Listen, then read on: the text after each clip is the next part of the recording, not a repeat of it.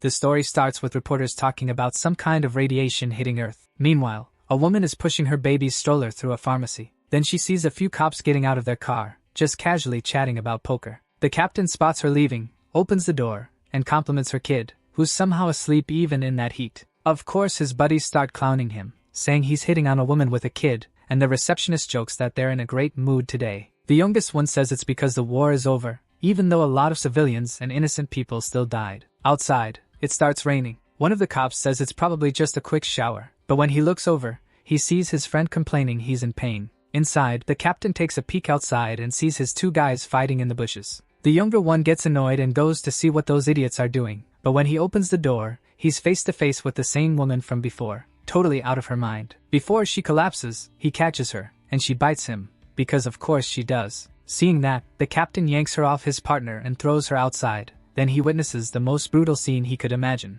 The woman tries to come back for another go at him, but the captain yells for the clerk to shut the metal shutters. And he does, leaving all the zombies outside. The captain turns around and says they're safe for now, but they need a first aid kit. What he doesn't realize is his buddy is about to turn into a zombie and attack him from behind. Since he's got military training, he doesn't go down right away and calls for help from the nerdy receptionist. But the coward just leaves him there to die and hides in a locked room. What he didn't know is his boss was in there too, ready to make sure he doesn't get paid this month. Meanwhile, the captain is this close to getting bitten. That's when he spots an outlet nearby and smashes it into the zombie's face. But the thing breaks and shocks both of them. He takes the chance to kick it away, then grabs a freezer and drops it on top of the brain eater. Finally, the Korean Rambo hits the floor. He apologizes to his buddy and grabs his phone to figure out what's going on. But when he tries to call someone, he realizes there's no signal. Things aren't looking great. He can't call for backup, and he can't go out into the rain right now. The good news is he's in a store, so there are plenty of supplies. But obviously this guy still doesn't get to rest, because the main character of this story needs saving. Remember the baby in the stroller? Yeah, he wakes up and starts crying like crazy. All of that happened 17 years ago, and that unit was basically wiped out by the virus. Now human life is basically just running from these monstrous creatures. While someone's drawing in a notebook, another person asks them to keep the story going. It's a young girl who was listening while she drew. The man telling it is that same commander. Lighting a cigarette, he says he managed to grab the baby and then got into the car. Even though she already knows the story, the girl asks him to tell it with more detail. Smiling, the man asks if she's already drawing in her notebook. She says, yeah, then walks over to the window to show him. Looking at the drawing, the cop says it makes him look way braver than he actually was. He tells her she's really good at drawing, but she says she feels like something's missing, so she's going to keep practicing. Then she asks him to keep telling the story about baby Andre. The old man says just hearing that kid's name gives him a headache. He explains he worries about leaving him alone, because the kid only ever does dumb stuff. A woman walks up and says the boy takes after him. Somewhere else, underground, mutant rats are trying to find humans. There are a bunch of them near the subway tracks.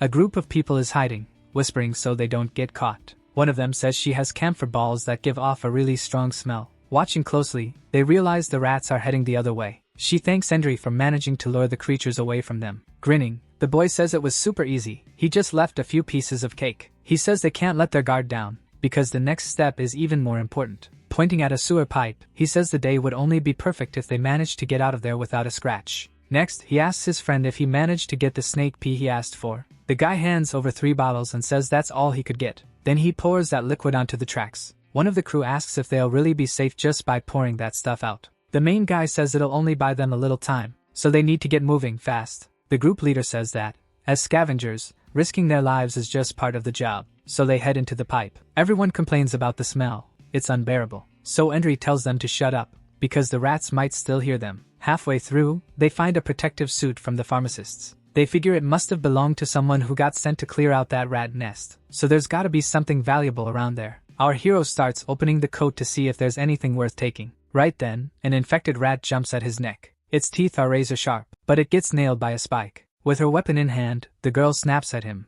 telling him not to touch anything. She also says his recklessness puts everyone at risk. Then he ends up getting flicked on the head. The others ask why she's so nice to the kid, and they keep walking until they reach an exit blocked by a gate. So the protagonist asks for a tool to open it. While he's working, his buddy tells him not to forget to keep the screws. After he unscrews it, he kicks it hard, sending the door flying. That's how they make it out on the other side of the subway station. He warns everyone to be careful in this place. And something a little ahead catches their eye. It's an unfinished subway station. They get excited, because with all the materials in there, they could get rich. They use those machines to take them apart and sell the parts. So the leader tells them to grab anything that's easy to carry. And that's exactly what they do. The young woman says Henry will be in charge of removing the gears. From up on one of the walkways, he tells everyone to turn off their flashlights. Looking in a certain direction, he asks his friend Wang to check out what that is. In one part of the underground, there's only an iron grate, and through it, they can see the stars. The protagonist is blown away. He's never seen them before. Even the leader starts crying from how emotional it is. She says she'd even forgotten what the sky looked like.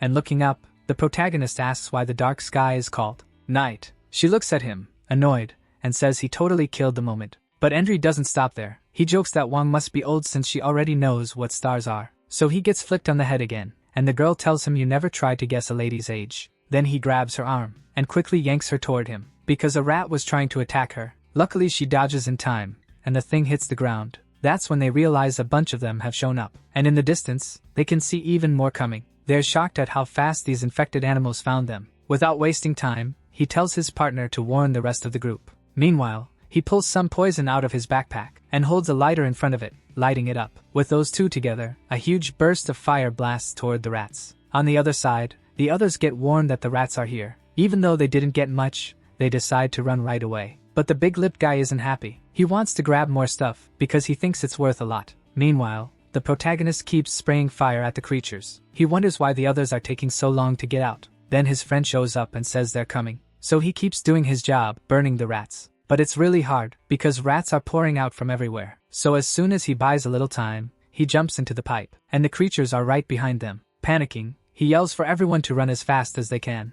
But one of the infected rats attacks his shoulder. The girl already has her nail gun ready to protect her friend, and they keep running. Henry says they're almost at the entrance, and as soon as they get close, he makes a big leap out of the pipe. The long-haired guy grabs a bottle and tells everyone to get behind him. Then he lights it and throws it at the rats. It causes a huge explosion, sending the animals flying. He's relieved he spent his money on that bottle of gasoline, but our protagonist says it won't be enough, so they start running again. But halfway there, they realize something. Our hero points out that Jun Chao wasn't there with them. The other two are shocked too, because the whole place where they'd been had caught on fire. Not believing it, Henry asks if this is really happening, and right then, he starts hearing someone's footsteps. Their friend crawls out of a pipe wearing that pharmacist's protective suit, so they realize he's still alive. The long-haired guy says their friend is way too greedy and went back for the suit. Freaked out, the young leader says there wouldn't have been time to save him, but to the protagonist, there was no way he was leaving his friend behind. He tells Wang they need to hurry so they don't waste time, but the long-haired guy is already heading out,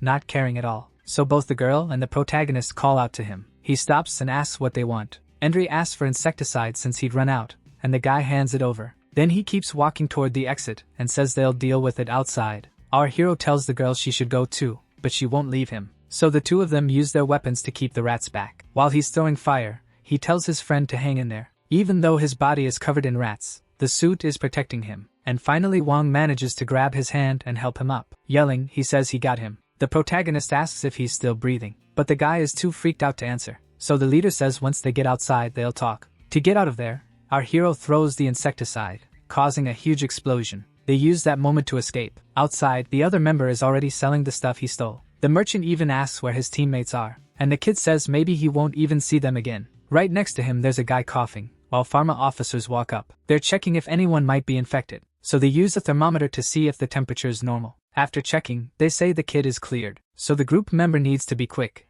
because he could get detected. But then someone yells for somebody to stop. Without looking back, the kid is terrified he's about to get caught. But actually they're talking to the man right behind him, the one coughing. When the man realizes they want to arrest him, he runs. Meanwhile, our hero and his friends make it outside. Wang tells them to stay quiet because they spot the patrol. They know something's wrong up ahead. They catch up to the man and, now aiming a gun, tell him he has to go into quarantine. Shouting, the man says there's no way he's going with them, and the patrol guy straight up says he didn't ask for his opinion. Then he orders the others to take him. Watching all of this from hiding, the girl knows it's dangerous to be their enemy. Her teammate even says that because of the worms in their bodies, the device would start beeping. After grabbing the sick people, they announce they're going to evacuate. And still hiding, the big-lipped guy asks the protagonist why his adoptive dad works for those guys. Really pissed, Henry tells him to think before he talks. And to make things worse, something falls and makes a noise. It's one of the items they took from underground. The idiot realizes his backpack is ripped. He starts breaking out in a cold sweat,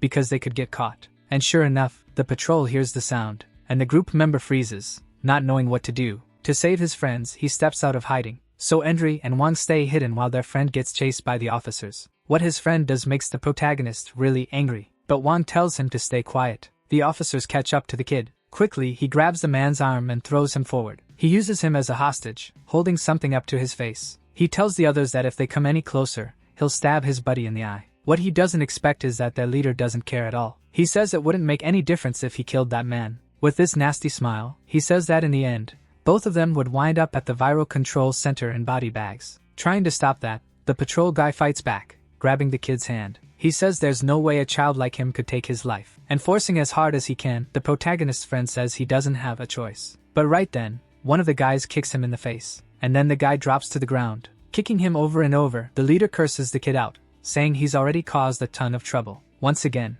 with that evil look in his eyes, the man says everything he said was true, so he and his men start fighting. The whole thing just makes our hero even angrier, because they don't care about anyone. And on top of that, they keep beating his friend non-stop. One says there's no way to help, because she knows those guys don't have mercy for anything. But before she can even react, the protagonist takes off running. He's dead set on helping his friend. He comes flying in with a jump and nails one of the guys. Next, he goes after that asshole leader, and that's exactly what happens. He punches him right in the middle of the face. Then he calls to his friends so they can get out of there. He asks if he's okay, and the guy says Endri shouldn't have come to save him. Meanwhile, the patrol guys are furious, so the protagonist grabs a tool and says it's covered in bacteria. Right after that, the officer uses his weapon, which shoots fire, to sterilize it. And he says those kids are so naive. Pointing the gun at them, he asks what part of their bodies he should hit. But our protagonist says that's pathetic, and if he's a real man, he should fight fair, hand to hand. But right then, someone hits him in the neck. He drops to the ground, knocked out.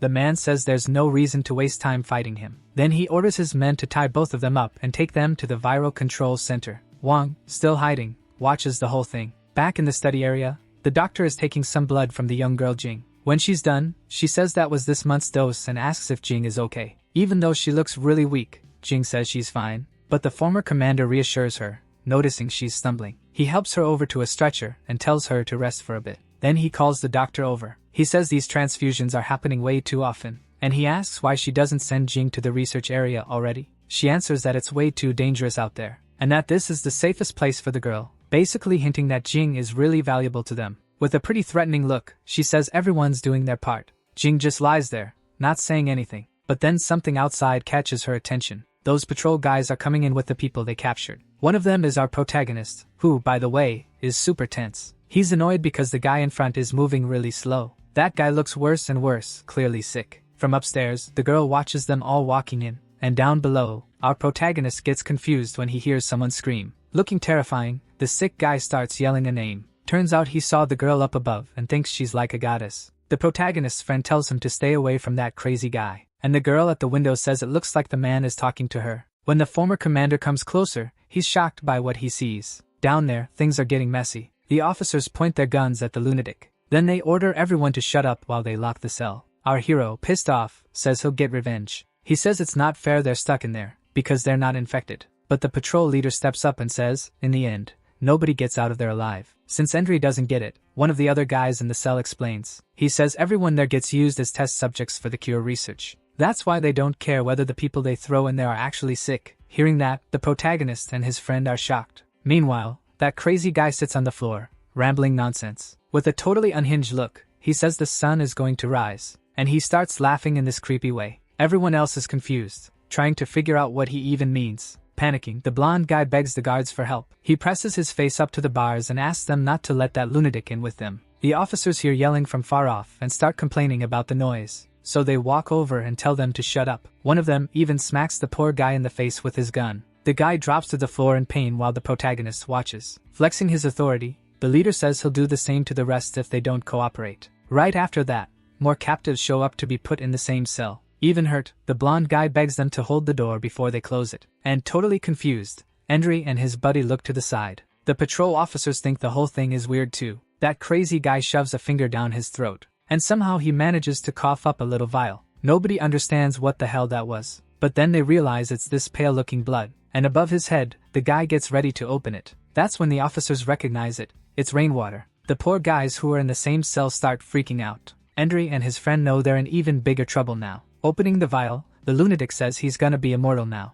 and then he pours the liquid into his eyes. The main character's friend even tries to stop him. He grabs the guy by the collar, but he realizes it's already too late. The vial drops to the floor and shatters into a bunch of pieces, and the guy's eyes start changing. Roots from that virus push out from there, growing more and more. Trying to protect his friend, our hero shoves him back. Those weird roots keep spreading. Right after that, the infected guy lunges at the blonde kid, and he ends up biting the poor guy's neck. Relieved, the big-lipped friend thanks Endry for pulling him away. Looking at one of the officers, our hero says the door is still locked. He yells for them to open it, or they're all gonna get bitten. Right next to him, he watches the guy getting eaten alive. The patrol officers ready their weapons to take the creatures out, and the leader sarcastically apologizes, because he's about to shoot everyone, so other prisoners who aren't even infected get hit too. Our protagonist, furious at what they're doing, barely makes it out. He and his buddy hide behind the wall, but the leader says if they don't die from bullets, it'll be even worse. That just makes the survivors even more terrified. Now the infected creature has finished eating the blonde kid. It lets out a scream, and the other one wakes up already infected too. Panic ramps up, because now they know both of them are coming for them. And that's exactly what happens. Bravely, the big-lipped guy grabs the creature by the arms. He throws a punch right in its face and yells to Endry that this is where they die. But Endry won't give up and tells his friend to hold on a little longer. Fast as hell, he slips his arm through the bars and grabs the leader's leg. Then he yanks it inward, trapping it against his arm, forcing the guy to keep part of his leg on the same side as the infected. But the officer points his gun at Endry. He orders him to let go, or he'll blow his head off. Calmly, Endry tells him to lower the gun and open the door. And he reminds him that even if he pulls the trigger, his leg is still stuck. Meanwhile, things inside just keep getting worse, with more and more infected. With no way out, the leader finally tosses the keys through the bars. Endry lets go of his leg. Then he grabs the gun and the keys too. No hesitation, he aims at the two infected still standing, and tells his friend to duck. He lines up the shot, about to pull the trigger, but then he realizes the gun's empty. With a smug little grin, the officer leader shows he kept the ammo. Then he takes off running, wishing them good luck. Right away, Endry's partner yells at him to open the door. Sweating like crazy, the poor guy fumbles for the right key. After a few seconds, he finally gets it open. But when he looks back, he sees something horrifying. His friend has been bitten. He'd been holding the creature's mouth shut with his own hands just to buy Endry time. Crying, he tells Endry to go, and that they'll meet again in another life. Then he gets attacked in the neck. Meanwhile, the doctor, the girl, and the ex-commander head down the stairs, arguing about the vaccine. The woman tells the girl to stay safe until they succeed. But the girl feels alone, stuck there without knowing anyone. Her guardian agrees and is about to say what he thinks too. But then the sirens start blaring. That means code red, and the old man says he'll go ahead and check. When he reaches the next section, he runs into the officers. Confused, he asks what happened. One of them tells him to run to another floor immediately. And he's completely stunned when he hears the place has been overrun by infected. The prison cells can't hold them anymore. The protagonist's friend has already turned into a zombie, and now he can even bend the metal bars. Seeing there's no fixing this, Endry hurries and takes off running. He figures there might already be more infected in other areas, and he needs to find his adoptive uncle, Commander High. But right after that, he looks back when he hears the noise. He realizes they've already managed to knock down the cell gate, so all the infected were loose. They immediately start chasing the main guy, and while he's running without even looking ahead, he crashes into someone. It's his uncle, who's there to save him, but he's shocked when he sees what the place is really like. He had no idea the creatures were already out, so the old man tells everyone to run while he deals with the infected. Our hero does, and right behind him is the precious young girl. The doctor, who's with them too, wonders how it's even possible there are so many infected in there, and shouting, he tells them to listen to High and get out of there. No time wasted. The old man starts firing and hits one of the monsters, but he's worried, because he doesn't think he has enough ammo to take them all down. Meanwhile, the infected one he shot is still alive, and its body keeps mutating more and more. The protagonist and the two women run up the stairs to reach the upper floor. At the top there's a door. Endry grabs it and tries to open it, but it seems jammed. The doctor explains that when the red siren goes off, the doors lock. They think they're done for, because the infected are getting closer, but High is still giving it everything, shooting at them. The blonde infected guy takes several shots to the head, and with that, he falls backward on top of another one. Then High yells that this is their chance to get out, but the creature quickly gets back up and starts following them again. Nearby there's another door, and luckily Endry manages to open it. That place is the quarantine zone tunnel, and after shooting at the creature coming toward them, the old man tells Endry to shut the door. The kid does, but the door is really heavy, so the infected manages to stick its hand into the gap that's still open. To the protagonist's surprise, it's his friend. He grabs him by the collar and starts pulling him. but Hai gets there in time and shoves the rifle into the infected guy's mouth. The protagonist begs him not to do it, since it's his friend's body. He's in shock when he realizes his uncle didn't listen. After the shot, they slam the door shut fast. Hai says that even if one day he gets infected, Endry has to kill him on the spot. Then the kid tells them they need to get out of there, now. On the other side, the green-haired girl freaks out. She runs into another infected, and the doctor tells them to close the door quietly. So they start pulling the metal grates, and the infected doesn't seem to notice. But then it realizes there are people there, and when it turns around, it's got a chunk of an arm in its mouth. The girl panics, while the doctor tells them to move, now. The creature gets ready to attack them, and stepping up, our hero moves in front and lands a solid kick on the monster. It goes flying, and right after that, Hai shows up and finishes it with a shot to the head. Looking ahead, they realize there are more areas with infected. The place is already wrecked, and there are a bunch of dead guards. Hai wonders how this could have happened, since everyone there had weapons. Then he points to some graffiti on the wall. The symbol shows whoever did this is from the Burning Star. Already knowing what it means, the doctor says those people are going to want to destroy the whole place. Checking around, they see bullet holes everywhere, and those dead guards were executed, shot up, not bitten. Knowing what that could lead to, the doctor breaks into a cold sweat. Nearby, Endry finds some bottles of insecticide, and at another entrance, he hears some noises. He tells the others something weird is going on. Reading the situation, Hai says the smartest move is to go the other way, because on the other side, there are some guards still trying to survive. Some are getting attacked, so they decide to fall back. Knowing they won't be able to go back inside, the man tells them to head to the upper floor, and he turns around, trying to take out some of the infected that are coming in. But they won't be able to handle it. Too many are showing up. Seeing that, the old man knows that if the disease control center gets destroyed, the whole city will be in danger. With no other option, Endry yells for them to go up to the surface. But the doctor says that's impossible, because in situations like this, the exit seals shut for safety. Still, our hero says he knows another route that's outside the quarantine zone. Out of patience, his uncle tells him to show the way already. So the young guy points and says there's a gate upstairs that should be open. Grabbing the girl by the arm,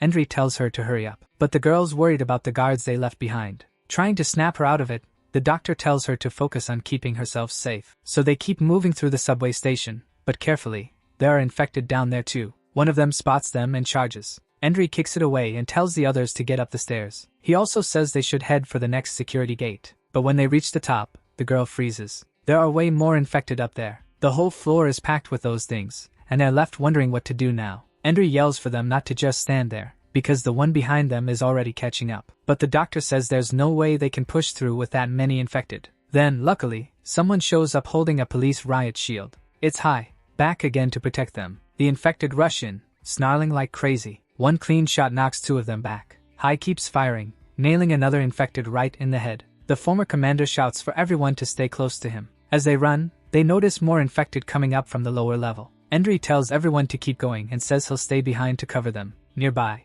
a trapped soldier starts screaming for help. Panicking, he begs them not to leave him, swears he's got a gun and can help the group. His pleading catches the protagonist's attention, but Endry runs over and tells him he can keep the gun. Jing tries to go save him, but our hero stops her. She insists she doesn't want to leave him to die. He yells at her to open her eyes and pay attention. Pointing at the man's leg, he explains the wound can't be cured, and Jing is stunned. The soldier begs not to be abandoned as the monsters close in. As he's attacked, he wonders why nobody saved him. Now infected, the soldier grabs the gun and swears he'll kill all of them. Jing flinches when she hears a gunshot. The doctor gets hit in the shoulder and tells Jing not to be stupid, reminding her they almost died because of her. The infected soldier realizes he missed. Using insecticide, Endry blasts fire at the infected. The man gets covered in flames too. Seeing the guy's gun, Endry says it's a good thing he fired, because now Endry knows the gun still had ammo. Furious, he tells the soldier the problem is he wasted the bullet Endry could have used. The soldier screams in pain as the infected tear into him. The doctor warns Jing that if she doesn't move fast, she'll be the only one left behind.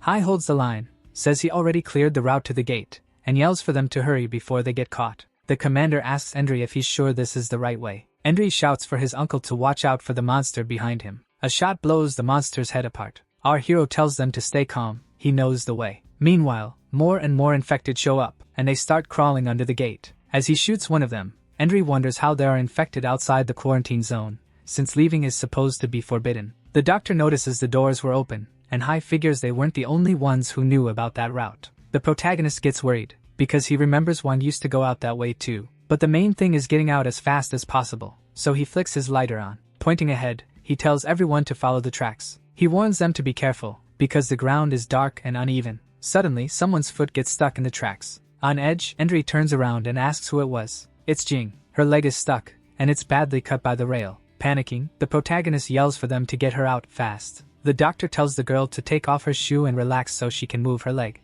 Jing says it's not working and it hurts like hell, while Endry warns the infected are getting closer. She starts breaking out in a cold sweat, trying to free herself in time. Seeing the creatures getting closer and closer, the ex-commander tells Endry to watch himself, because he needs to protect the women. Endry fires back that he's used to looking out for himself. He aims the gun, getting ready to shoot. One shot, and a monster's head explodes. He complains he can barely handle the gun's kick and wonders how his uncle manages. Hai tells him to hold steady, and says he should be rushing the girls instead of talking to him. The doctor says she can't get the girl's leg loose. The steel is too hard. Jing cries, begging the doctor to leave her there so they don't die because of her. The doctor tells her to stop talking nonsense, and just push through the pain, because getting caught by the infected would be way worse. With all her strength, the doctor yanks Jing's leg. The girl's foot comes free, but it leaves a cut. Right after that, the doctor grabs her by the arm and rushes her along. Endry yells for them to go on ahead while he holds the monster's back. He gets ready to shoot again, using his lighter too, but then he realizes he's out of ammo. He tells Jing to get up, because one of the infected managed to get through.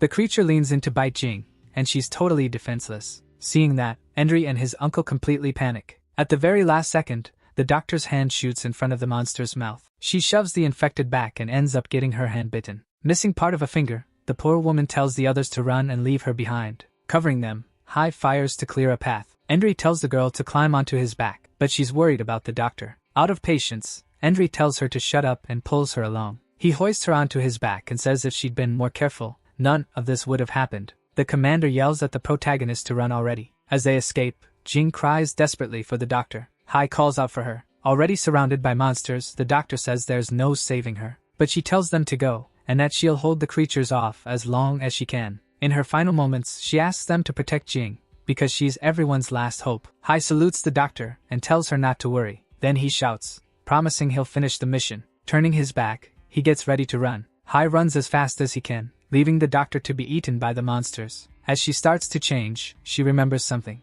Little Jing was holding the doctor's hand and asking where they were going. The doctor just says she'll find out soon. Back in the present, the infected tear the doctor's clothes apart without mercy. One of the stronger creatures lets out a terrifying scream. The horde completely devours the woman's body. Hai says the time the doctor bought them will be enough to get away. Our hero explains the plan. Climb up through a chimney to reach a subway station and, from there, find an escape route. He notices Jing on her knees, crying, and calls to her. She's crying hard over the doctor's death. Through sobs, Jing says she didn't step on that on purpose. With a lighter in his hand, Endry tells her to calm down and listen to him. He angrily yells at her to look at their situation and asks if she wants everyone to die there. On the other side of the door, the infected try to break in to get them. Hai says he's out of ammo, and if they get caught again, it's over. Carrying the girl on his back, Endry climbs the stairs while she apologizes, crying. She says it's all her fault, and that she's just dead weight. He tells her to hang in there and stop crying, because the noise could attract the infected. Down below, the lighter they left behind sets off a fuse connected to the insecticide canisters.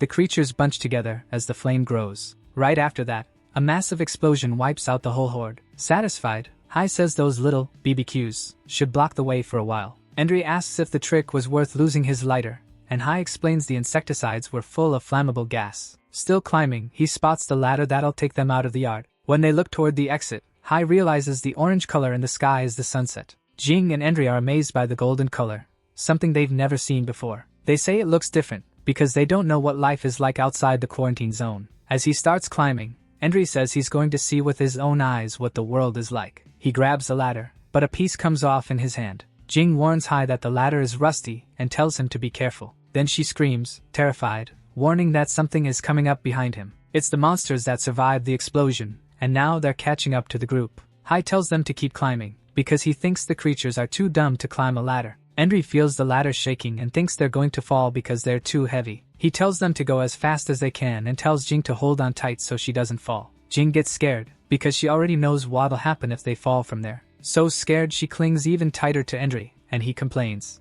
Looking down, he freaks out when he sees the monsters are already right there. Hai yells that half of them have already burned, but there are still a few left. Halfway up, one of the monsters manages to grab the commander's boot. Annoyed, the old man tells the thing to let go of his foot, and he kicks the bastard right in the face. But right after that, another one grabs on again. Hai shouts not to worry, saying he's got it. Endry says he's more worried about the ladder, because it's already making those about to snap noises. One of the screws comes loose, and the guy warns that if this keeps up, the ladder's going to fall. Down below, the monsters pile up, trying to reach them. The commander realizes the ladder won't hold and yells for them to get out of there before it breaks completely. And it doesn't take long for the ladder to snap right where it was rusted. Jing and our hero freeze when they see the whole thing splitting apart. The protagonist steps on another weak rung. With the swaying, Endry yells at the girl to stop moving. Jing grips the guy's neck tight so she won't fall. Our hero complains she's going to snap his neck. With only a little left to reach the top, he tells her to climb onto his shoulders so she can get out.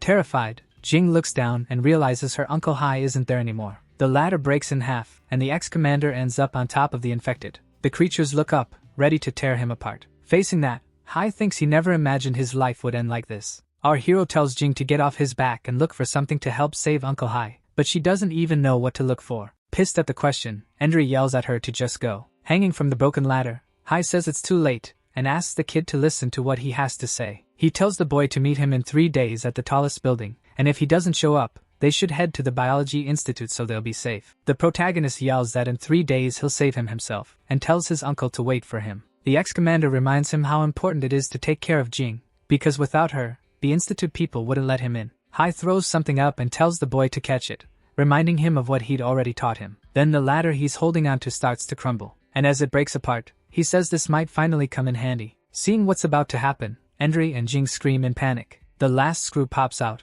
and Hai drops along with the rest of the ladder. He disappears into the darkness, drowned out by the monster's screams. Meanwhile, they're left there on the ladder. Our hero mourns that Hai didn't even get to finish his sentence. He thinks all of Hai's annoying lessons now felt like a shadow fading away. Still in total shock, he wonders how that could have happened. All he can see is the broken ladder, and all he can hear are the horror sounds coming from that endless hell down below. Jing finally reaches the top and cheers that they made it out. As he climbs out, Endry says they'll be safe for now, but the girl is in tears. Angry, he tells her to shut up. In his head, the protagonist is sure his uncle would find another way. The scene shifts to the past, with Hai telling young Endry to pay close attention. The ex-commander teaches him how to make a fire by rubbing sticks together, and says it's pretty easy. Then he hands the kid a tool, saying that with that, he'd never have to worry about starting a fire. Young Endry lights a lighter, and says that's way more convenient. Hai explains that one day the lighter would run out of gas, and that this old thing could save his life. The kid gets the point and takes the tool his uncle offered. Endry asks his uncle to teach him useful stuff so he can protect them in the future. With a caring gesture, the old man says it'd be good for the boy to know how to take care of himself. Young Endry says he'd never be alone,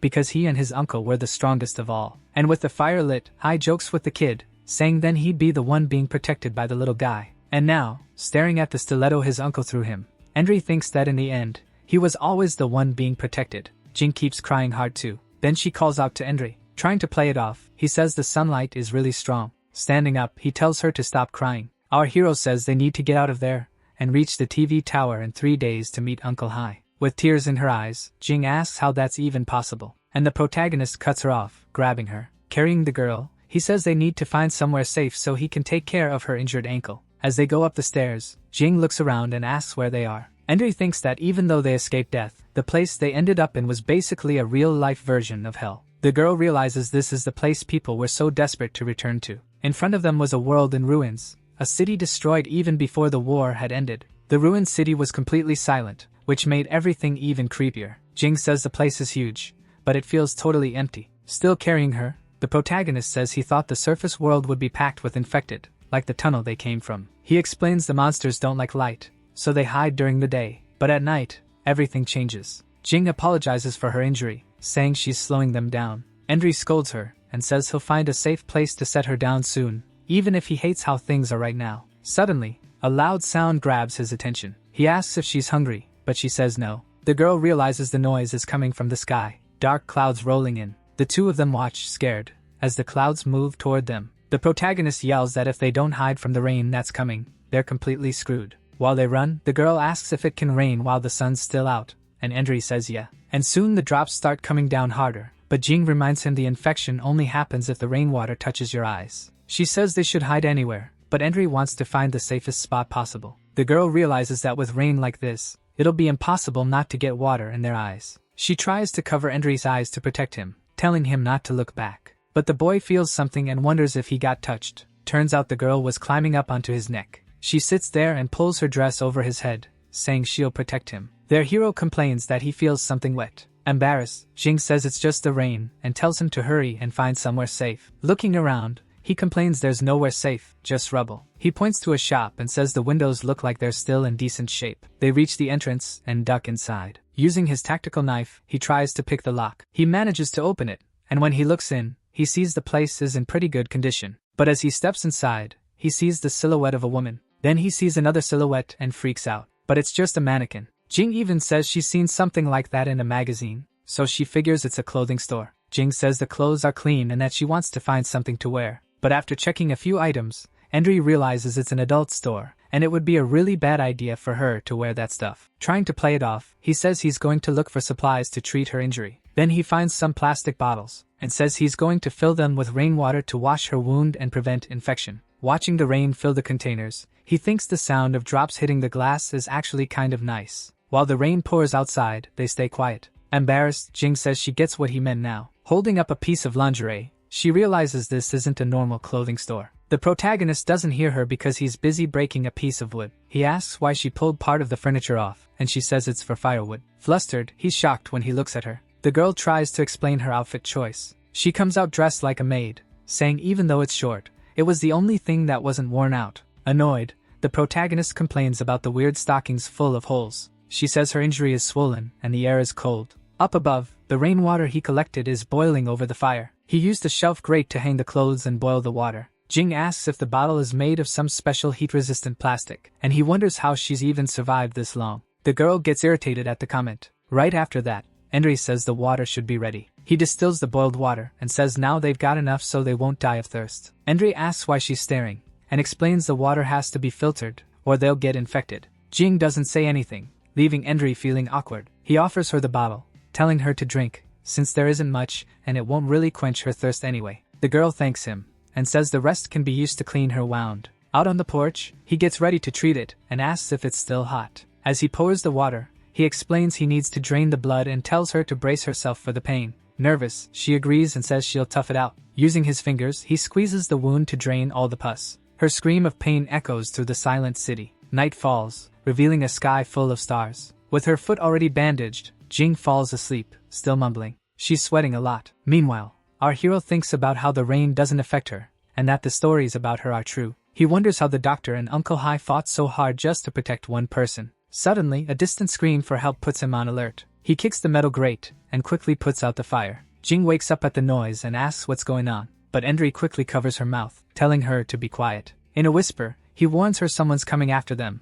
Downstairs, someone was bleeding. The man is being carried by his friend, and he says he can't walk anymore. His leg has been pierced by an arrow, straight through. Meanwhile, someone is watching them through night vision. Out of nowhere, another arrow is fired. This time, the girl gets hit. Spitting up blood, she looks at the wound in her chest while the man screams her name. Jing realizes someone is shooting arrows at them and says they need to go help, but Endry stops her. He says she can't go down there, she can barely stand, and asks if she wants to get hit too. The man panics when he sees another arrow stuck in the girl's back. Bleeding, she begs for help. He freaks out when he realizes he can't stop the bleeding. Terrified of dying, he apologizes to her and decides to run to save himself. He gets up and leaves, while she stays on the ground, still begging for help. As he runs, an arrow hits the man in the leg. He screams in pain and collapses. Crying, he begs the shooter to stop. Jing pulls away from Endry and says if he won't help, then she will. She says she can't just stand there and watch someone die. Annoyed, Endry scolds her and says she needs to learn not to bring trouble onto other people. He explains it's already dark,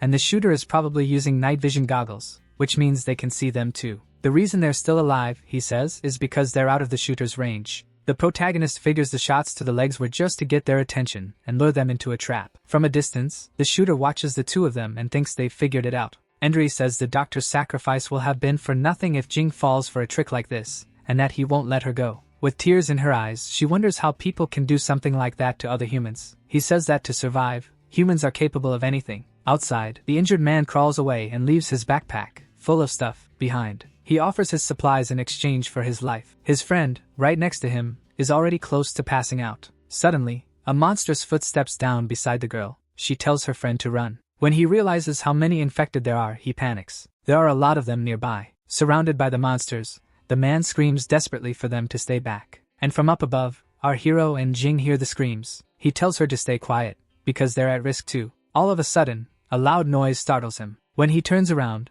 he sees Jing collapsed on the floor and asks what happened. Holding her, he asks why she suddenly fell, and she complains that her head hurts really bad. He realizes she has a really high fever and figures her wound got infected. Just rinsing it with water wasn't enough, and her leg is even more swollen. Jing says she's fine and that she's had a bunch of vaccines, so she just needs a good night's sleep to get better. Angry, he yells that an infected wound isn't the same as a regular flu, and that if they don't treat it, she'll get sepsis. He says she needs an anti-inflammatory ointment, and tells her to rest while he goes to look for something. As he searches for medicine, he gets frustrated when he realizes it's all useless. He realizes there are probably no meds left in the pharmacies, and wonders if he should go after the shooter. When he looks out the window, he gets an idea. He tells Jing he knows where to get the medicine. That backpack outside probably has food in it too. The girl begs him not to go, saying it's way too dangerous because of the shooter and the infected. He covers her with a shirt and tells her not to worry, he's not like her. And he says that without him, she'd die from sepsis, tetanus, or the shooter. Then he rips a piece of fabric and ties a rope to his pants. He tells the girl that her Uncle Hai gave him the job of looking after her, so he has to do it. Still, Jing is terrified.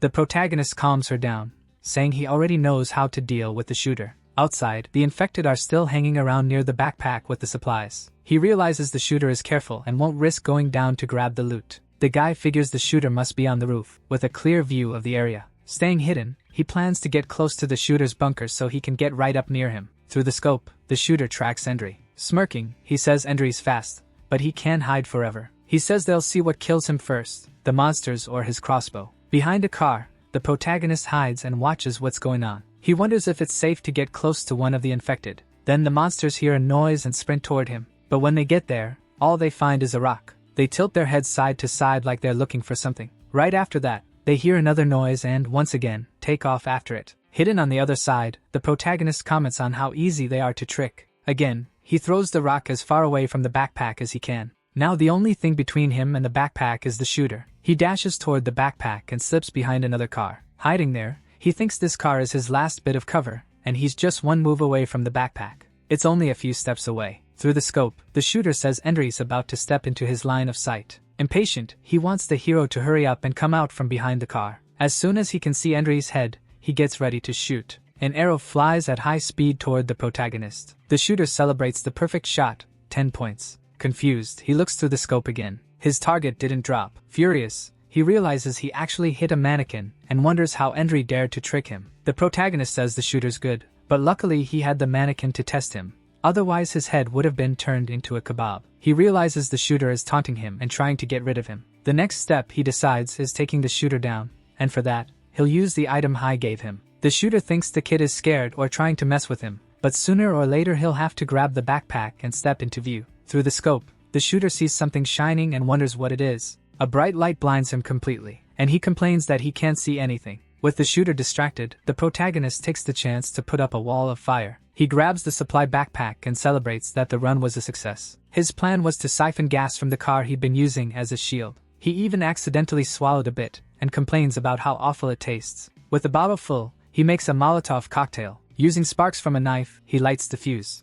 With that intense light, the shooter's night vision would be useless. Furious that he fell for the trick, the shooter gets ready to strike back. He fires randomly, and one of the arrows almost hits the protagonist's foot. Annoyed, the hero calls the shooter a coward and challenges him to a fistfight. Suddenly, the infected start coming back, drawn by the noise. One of them attacks the protagonist from behind. Endry quickly ducks, trying to throw it off. He manages to do it, but more are closing in. The protagonist realizes that with this many monsters, he won't be able to make it back to the shop. He's been spotted, and if he goes back the same way, Jing will be in danger. Surrounded on all sides, he decides to head left to draw the monsters away, then figure out how to get back. As he runs, he yells for the monsters to follow him, but he freaks out when he sees one of the infected running on all fours like an animal. Endry wonders if the number of monsters just keeps growing. He needs to come up with a plan, because if he keeps running like this, he's going to wear out. Out of nowhere, a huge monster jumps him, but he manages to dodge. Endry ends up trapped, with monsters in front of him and behind him. With nowhere to go, he spots an abandoned bus and decides to use it as shelter. One monster manages to grab his foot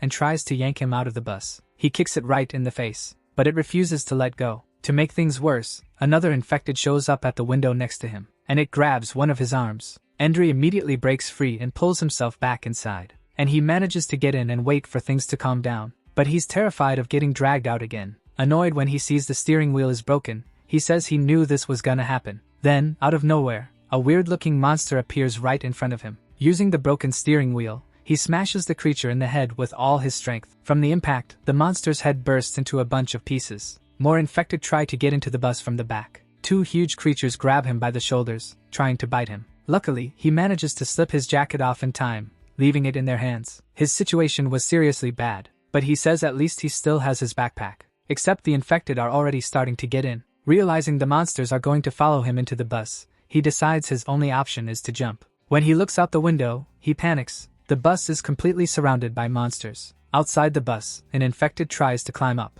More monsters close in, trying to get into the vehicle any way they can. Up on the roof, the protagonist lets out a relieved sigh and says that was way too close. He notices the monsters' coordination is awful, which means they won't be able to reach the roof. Relieved, he figures he's safe for now. Opening his backpack, he finds a bunch of supplies and a med kit, just like he expected. He drinks some water to kill his thirst. The kit has everything Jing needs to recover, and he takes the chance to eat a little too. But he complains it tastes like paper. Reading the wrapper, he sees the biscuit has all the nutrients you need, except flavor. Tossing the wrapper aside, he says he only ate it because there's nothing else. Endre thinks that if he can get away from this group of monsters, his Uncle Hai shouldn't have any trouble escaping either. Lying under the starry sky, he feels more confident. He decides not to sleep, scared he might roll off the bus roof. Suddenly, a weird hand wakes him up. Freaked out, he sits up and realizes he must have dozed off. When he notices the sun coming up, he sees something strange. A monkey ate all the cakes he had in his backpack. Shocked, he's like, "What the heck is that?" The monkey gets mad and starts yelling at him.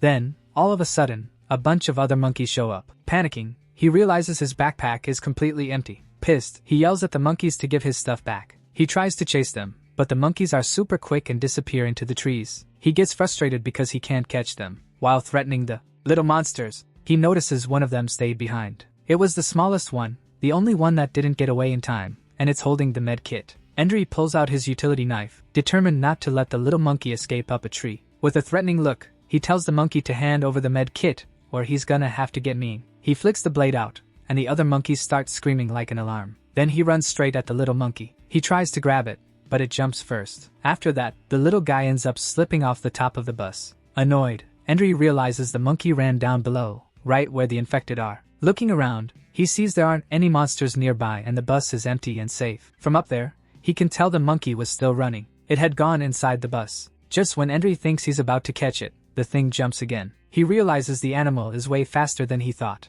The little monkey starts making faces and sticking its tongue out at him. Annoyed, he wonders if the monkey is straight up messing with him. And just when he thinks it can't get worse, the monkey hops out of the bus. Endre runs after it, trying to grab it. His hand is already really close to one of the animal's legs. But then he freezes when he sees something. Those two little balls were very clearly visible from behind, and it was still sticking its tongue out. But right after that, the little animal drops the med kit. The protagonist goes cold when he sees what's right in front of him. An infected has grabbed the monkey by the tail. The poor thing claws at the ground trying to get away, but it can't move, and it gets absolutely terrified. The other monkeys try to distract it, but it doesn't help. The monster keeps pulling the animal in. Our guy takes advantage of the distraction and stabs the monster's hand with his utility knife. He says it looks like the creature was hiding there, waiting to ambush him. So the monkey manages to slip away through that opening. With the box cutter still stuck in, Endre says he wasn't about to give the monster a chance to escape. Right after that, he pins it down with his knee, and he uses a piece of cloth to kill it quietly, without making any noise. Box cutter in hand,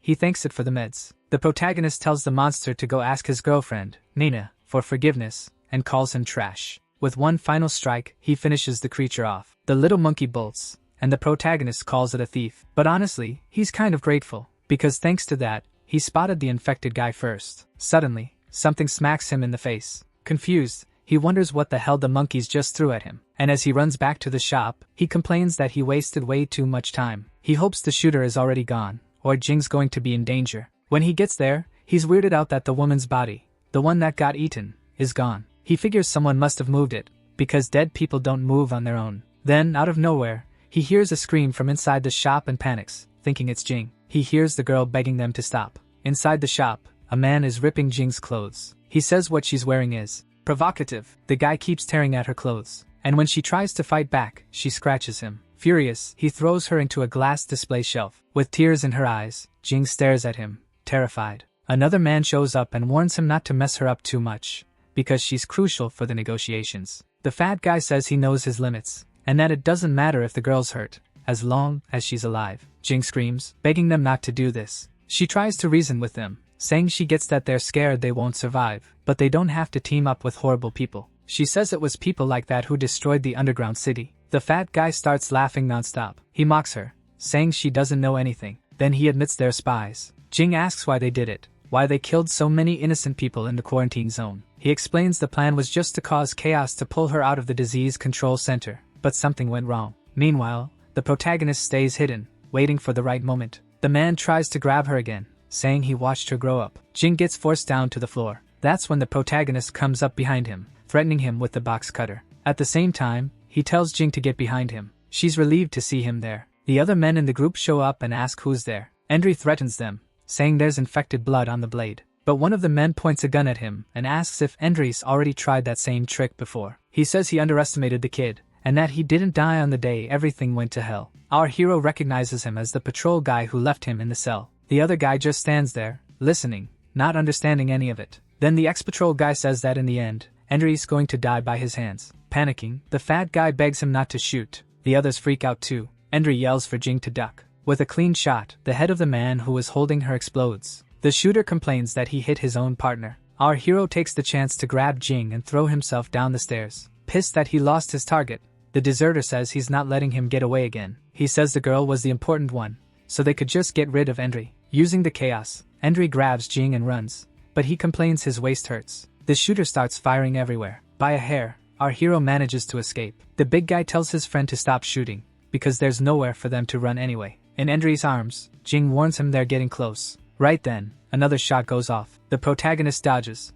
and it hits the door instead. Now outside, someone comes closer. Endry notices someone watching him, and he puts a finger up, signaling for them to stay quiet. Inside, holding the gun, the big guy says he can see the protagonist. While he's still talking, the mysterious man comes up behind him, and before he even realizes it, the bearded guy gets stabbed with a knife. Endry and Jing are outside, watching it happen. Holding the big guy's gun, the masked man says he's taking it for himself. Inside, the others realize there's someone else there, so they start shooting at him. From the gunfire, the enemy realizes the masked guy is using his friend's weapon, and curious, he asks who that man is. From outside, the guy answers that they don't need to know who he is, and that he just wanted to make it clear he's got a gun in his hands. He makes it clear he doesn't want any trouble, but he's not gonna let anyone hurt two kids. From inside, the men answer that they're not going to hurt the girl, and without realizing it, a shot goes through the gate and hits one of them in the hand. Once again, the masked guy says he warned them not to attack. With a defiant look, the enemy says the man's gonna regret it if he gets caught. His buddy takes it as a challenge and pulls this creepy face.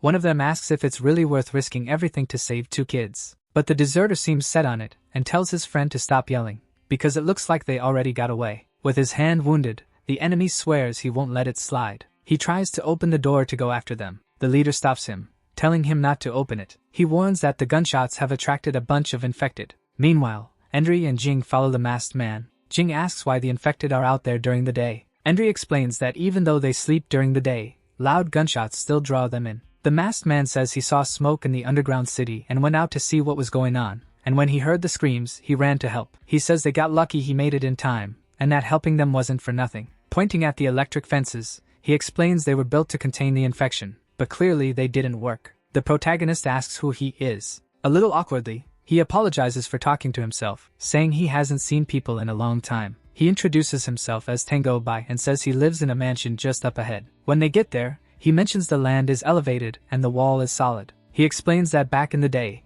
every entrance had security guards, but now there's only one left open. Smiling, he welcomes them to his paradise in the apocalypse. When they go in, they find a place full of flowers. He explains that since there's nobody else around anymore, everything there is his. He says that after the war, all the survivors moved to the underground city, and he was the only one who stayed behind. Jing asks if that's him in the photos on the wall. She looks at a bunch of pictures with celebrities and some trophies from film festivals. He says he can't stand looking at the past. The girl says she didn't think she'd run into a big star. The protagonist wonders what a movie and a star even are, totally confused. Endry is impressed by how huge the house is. The owner tells him to put Jing on the couch, but Endry wants to take care of her wound first. After cleaning it, he hands over some pills and tells her to take them. Jing refuses to take that many meds. Endri scolds her and says she needs all of it so she doesn't get worse. He makes her take the pills, and she swallows them, annoyed. The protagonist says the antibiotic Tang go by gave her is weird. He notices the production date is from 2 years ago, and wonders how Tang got something from the disease control center. Jing calls him out for doubting the guy, saying if it weren't for him, they'd be dead. She tells him to chill and stop worrying, calling him a pain. Annoyed, he asks why she's looking at him like that and if the fever messed with her brain. The scene cuts to a bloody place. Tang is there, calling out to someone, saying it's his love. On the floor, there's a pair of scissors covered in blood. In the flashback, a young woman had hurt herself with the scissors and complains that her eyes are burning. As she rides, the man tells her to rest and that he'll heat up water to clean her eyes. But flowers start sprouting from her eyes. She grows fast, becoming huge. The scene returns to the present, with Jing asleep on the couch. Endri asks Tang why he looked so shocked when he saw Jing. He apologizes and says he was just thinking how uncomfortable it must be to sleep like that. The protagonist asks where he's going with the suitcase. He explains it's full of freshly picked vegetables from his greenhouse. He says he sells some of the vegetables on the underground city's black market. That's how he got the medicine for Jing. Feeling embarrassed, the hero realizes he suspected him for no reason and asks how he can repay him. Tang says he doesn't need anything in return,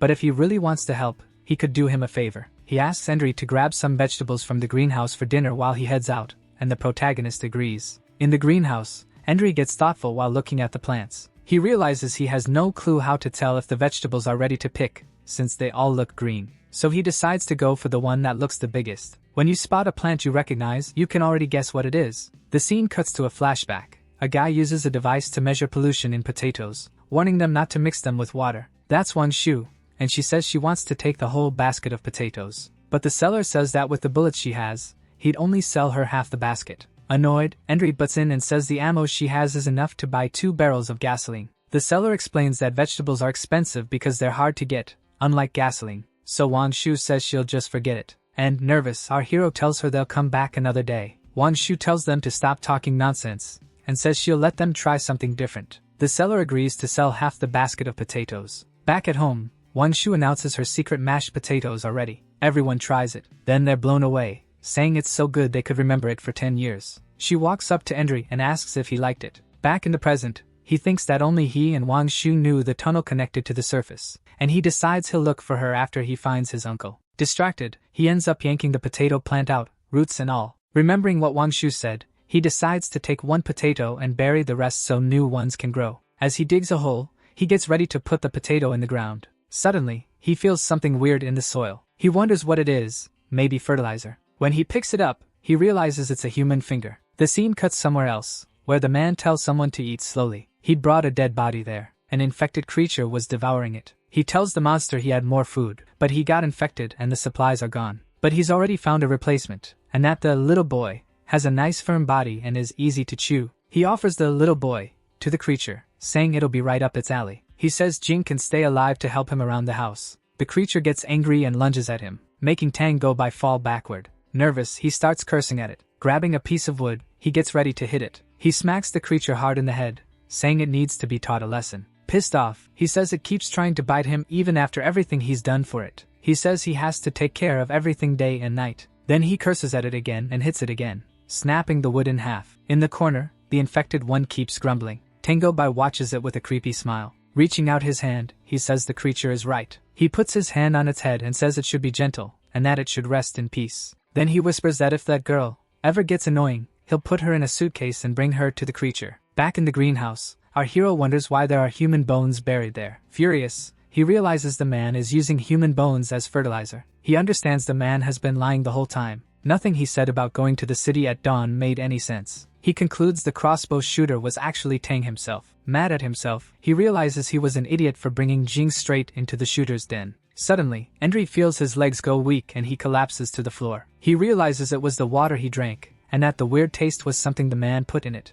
Angry, he blames himself for getting tricked, and for letting Jing talk him into not being suspicious. His head starts pounding and he feels like he's about to pass out. He fights to stay awake. Pressing an acupuncture point, he tries to keep his breathing going so he won't fall asleep. He heads down the stairs, determined not to let his bones end up as fertilizer. The masked man comes back to the house. With a smile, he says it's time for the next act. He opens the door and calls out to them, saying he's back so they can have lunch together. He realizes they're not there, and wonders if they didn't eat anything. He opens the bedroom door and says they must be starving. Suddenly, he hears a noise. He realizes it's coming from the kitchen, and that the meds are kicking in. As he goes down, he hears the sound of someone vomiting and asks if the protagonist is okay. He asks if that sound is vomiting, and explains he put a sleeping pill in the drink to help them rest. He says it's not good for the body to keep throwing up like that. Smiling, he says the boy must be overthinking things. He opens the door and offers to explain if there are any questions. In the kitchen, the main guy is holding a pot in his hands. The second Tang gets close. Henry makes his move, and right then, the man realizes he's about to get burned.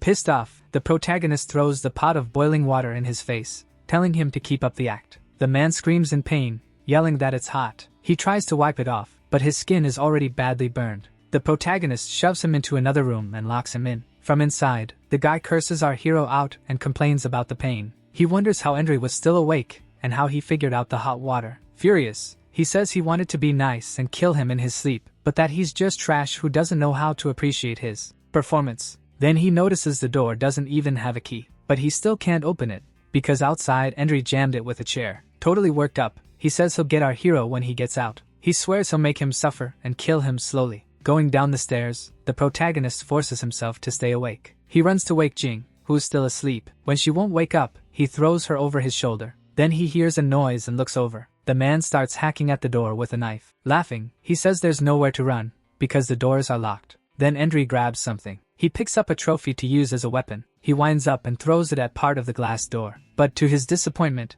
it doesn't do anything. He's shocked at how tough the door is. At that moment, Tang manages to shove the chair out of the way. He laughs and says all the glass is bulletproof, and his house is basically a fortress. Coming down the stairs, he says hide and seek has started, and he wanted to see if the kid was any good at hiding. The protagonist realizes the drugs are strong, and he's not going to last much longer. Then he spots the open hall windows and runs for them. Suddenly, he freezes when he runs straight into that bastard blocking the way. Without hesitation, Tang attacks, asking where Henry thinks he's going. Then he starts landing blow after blow on him. Trying to protect Jing, our hero ends up cutting his arm. Now he's trapped, not knowing what to do. Up close, Tang says there's nowhere left for him to run, but he notices an open door next to him. So Henry slips into the room and tries to shut it, but the bastard wedges a hand in, trying to stop it. He threatens to slice the protagonist into little pieces. The door starts giving way under the hits, and then Tang shoves hard, knocking Henry and Jing down. Unfortunately, our hero falls toward the stairs and tumbles all the way down. At the top, with Jing, Tang cackles at the whole thing. The man turns on the light in the creepy place. The protagonist wakes up, not understanding where he is. He freaks out when he sees a bunch of backpacks and suitcases hanging on the wall. Tango Bai walks up and asks what he thinks of his loot. He grabs him by the hair and yanks him up. He says anything people leave behind ends up in his collection. Then he drags him out of the room. Jing is sprawled on the floor, watching everything in fear. Meanwhile, Tang keeps dragging Henry outside. The girl cries quietly, unable to do anything. Outside, the man dumps the protagonist into a shopping cart. He comments that he needs to pick up some supplies. Jing hides behind a bush, wondering where he's taking Henry. Limping, she decides to follow them, even though her injury still hurts. With a trophy in her hand, Jing gets ready to attack the guy from behind, waiting for a chance to save the protagonist. Meanwhile, Tango Bai heads toward an area full of roots. Jing follows quietly, trying not to be seen. Suddenly he turns his head, and she ducks, scared she's been spotted. Looking at Henry, he says the kid is drooling a lot with the sun hitting his face. He says he's going to take care of a few things and then come back to play with him. Relieved, Jing realizes that was way too close. Then she suddenly hears a scream. The man goes down the stairs and into a basement. He complains about the traps on the fence and how ignorant idiots ruined his moment. And while he messes with something down there, he swears he'll get revenge. Still hiding, Jing panics when she realizes there's an infected person asleep on the floor. Outside, the mansion looks calm, but you can hear screams. The siren at the gate starts blaring. The deserter patrolman's partner asks for help getting the trap off. The man replies that he warned him to be careful. He says he doesn't think he can help him. Annoyed, he says the guy screamed so loud that whoever set the trap must have heard it, and that if they stay there, they're screwed. Tang runs toward the noise. Hiding, he realizes the sound came from that spot. He finds the body of the man who fell into the trap and calls him an idiot. He figures the guy lost a ton of blood and died because he wasn't watching where he stepped. He assumes the guy tried to take a shortcut and ended up paying for it. Smiling, he says the harvest was good and that the man showed up at the perfect time. Suddenly, he gets attacked and panics. The guy who pretended to be dead grabs his foot. That's when the bastard realizes he walked right into a trap. Meanwhile, outside, the deserter gets ready and fires. It's a direct hit, sending Tang flying. The other guy is even impressed by how good the shot was. Right after that, the deserter heads to the gate and thinks about going into the mansion. There's probably useful stuff inside. So his partner warns him to watch out for the spikes on the fence. But the shooter gets confused when he looks at Tang. He realizes Tang's body didn't spill a single drop of blood. Then, out of nowhere, a crossbow shows up. Tango Bai is still alive. Turns out he's wearing a vest. And then all hell breaks loose, shots flying everywhere. The deserter ducks fast to avoid getting hit. With a hand on his chest, Tang says he took a few precautions. Still, he complains the impact was brutal. Standing up, the ex-patrol guy says it's too late to regret messing with the wrong person. He wants them to hand over Jing, but the long-haired guy says there are more traps in his house. Hearing that the house is his, the masked guy is confused. He says the owner of the mansion wouldn't know how to manage crops and keep boars away, and that the place belongs to someone else. But right then, the man gets hit by an arrow. Tang had been hiding behind a wall while using his crossbow, but the other intruder says he won't be caught that easily. He even says they think alike, says they've got a common interest, but it doesn't look like Tang agrees. Jing wakes up in a dark place and calls out for the protagonist. She searches around the room and finds him behind some bars. He's on the floor, passed out. She tries to wake him up, telling him he can't just sleep there. Suddenly, she hears a noise outside. She notices a face coming up right next to her. A hand reaches through the bars and asks who's there. Grabbing Jing's arm, he tells her not to scream. Says he's human, not a monster. She apologizes, and he says he doesn't blame her. He gets that his appearance is pretty shocking. He asks if she's from the disease control center, recognizing the watch on her wrist. He explains that the thing has other functions besides telling time. Jing realizes the watch isn't what it looks like, and that it's how they found her. She even remembers what the chubby guy said, that he'd find her anywhere. And the old man keeps explaining that he knows because he used to pull them off dead bodies. With that, Jing realizes he was from the underground and asks why he's there, locked up. He says it's for the same reason as the protagonist. Tang was behind everything. He says he worked for the pharma company in the underground city, but he found out some secrets. So he bribed the black market to help him escape so he wouldn't get taken out. He was supposed to meet a man named Tang, who would give him shelter and food. He says sometimes Tang would come back with blood on his shoes, claiming it was from infected people trying to jump the wall. But because of how the wall was built, he knew there was no way the monsters could climb it. So to figure out why Tang was lying, he started quietly watching him. In the end, he caught Tang cooking in the kitchen while he was asleep, and wanting to mess with him for fun, he snuck up silently. He slaps him and yells that he caught him red-handed, asks what delicious food Tang's been making in secret. But then he breaks out in a cold sweat when he actually sees it. In the pan, there are 2 big chunks of meat. The old man says what was frying there was a steak he hadn't seen in years. He explains to Jing that in the world now, the only meat you can safely eat without getting infected is meat from a healthy person. Jing is completely horrified. He says he was even more shocked than she is. After going back to his room and packing his bag to run from that monster, he went to sleep. When he woke up, feeling dizzy, he wondered why he couldn't see anything. Tang shows up and says he'll never see daylight again, while the guy screams, asking what he did. With this evil look, Tang says it wouldn't really matter anymore whether he could see or not from now on. Shocked, Jing realizes he ripped the old man's eyes out. The blind old man says the people locked in that basement were treated like food. He warns that really soon, her friend will end up like him too, and tells the little girl to listen carefully. He says they have to find a way to open that door, otherwise her friend will meet the same fate as everyone else down there. Using the trophy, Jing tries to smash the lock with all her strength, saying she's going to get him out. The man says it's pointless, because she needs the keys Tang keeps tied to his waist. Desperate, the girl wonders how she's supposed to do that. He says it's her call, but she needs to get out of there now, because if that guy comes back, it's over. Outside, Tang complains that his whole body hurts when he tries to breathe, and that it'll be a problem if he runs out of strength. Dragging the other man's heavy body, he grumbles that the guy weighs like a pig. In a flashback, Tang explains his method of using fertilizer to grow crops. A man praises him for having a gardener who feeds them without needing to go outside.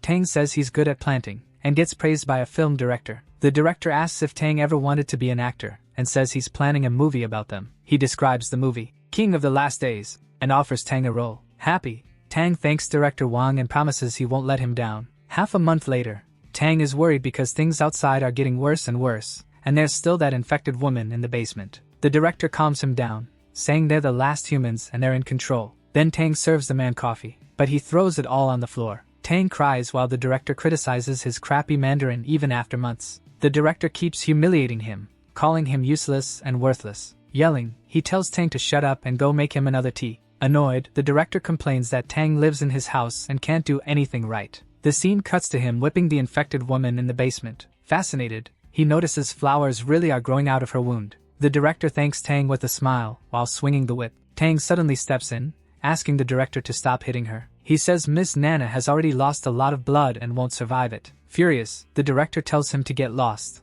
threatening to beat both of them. To the director's surprise, Tang refuses to leave. Tang snaps, saying he's not going to keep being treated like a slave. The director yells that he owns the house and kicks him out on the spot. Tang forcefully grabs the director's hand, and the director is shocked by how bold he's being. As the director screams in pain, Tang says there's no point keeping something around if it's a problem. With a dark look, he thinks about making the man disappear, freaking him out. From upstairs, you can hear screaming. When Tang comes out, someone else asks if something happened. To cover it up, he says the director needed help downstairs. Panicking, the man says he warned them they couldn't bring Nina back. With a nasty look, Tang apologizes and starts choking him. He says he's made up his mind, because the world can't go back to how it was before. If everyone who knows him disappears, that place will belong to him alone. With a dark look, he says he doesn't need to live under anyone's care anymore. Back in the present, the shooter who fell into the trap is tied up while Tang gets something ready. The guy asks what Tang's story has to do with him. Tang says maybe there's no reason, just that they're both human. Holding a tool, he says the best listeners are the ones who can't talk.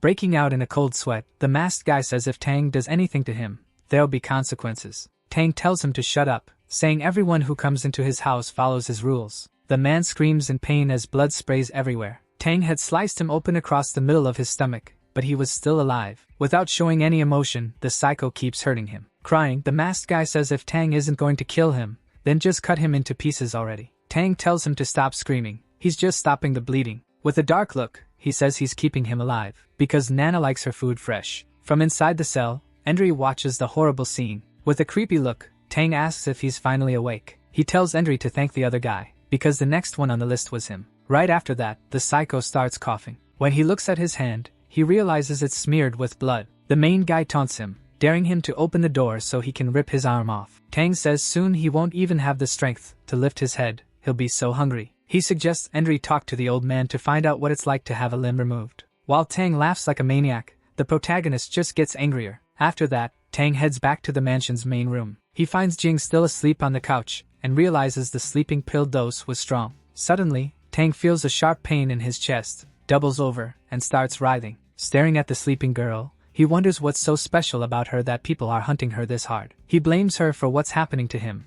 and says she'll have to make it up to him later. In the cell, our hero tries to force the bars, pissed because he doesn't have his tools. The blind old man tells him not to waste his energy. There's no way to open it with brute force. He says their only hope is the protagonist's friend managing to get the prison key. Our hero says he hates to say it, but, from the looks of it, the old man really is blind, because there's no way a dummy like Jing could steal the keys. Cut to Jing, tears in her eyes. The key she needs is in the man's pants. With the keyring in sight, she waits for Tang to fall asleep so she can make a move. So she starts inching closer, little by little. But to her disappointment, Tang wakes up and grabs her arm. He asks what she thought she was doing while he was taking a nap. Panicking, the girl doesn't even know what to say. But to her surprise, the psycho tells her not to cry. He apologizes for yelling, and seeing the bottle in her hand, he assumes she was just going to clean his wound. She was actually planning to throw it in his eyes, but decides to pretend it really was to clean him up. On the table, medical supplies are scattered everywhere. He blames Jing's pursuers for his injuries and wonders how they found her.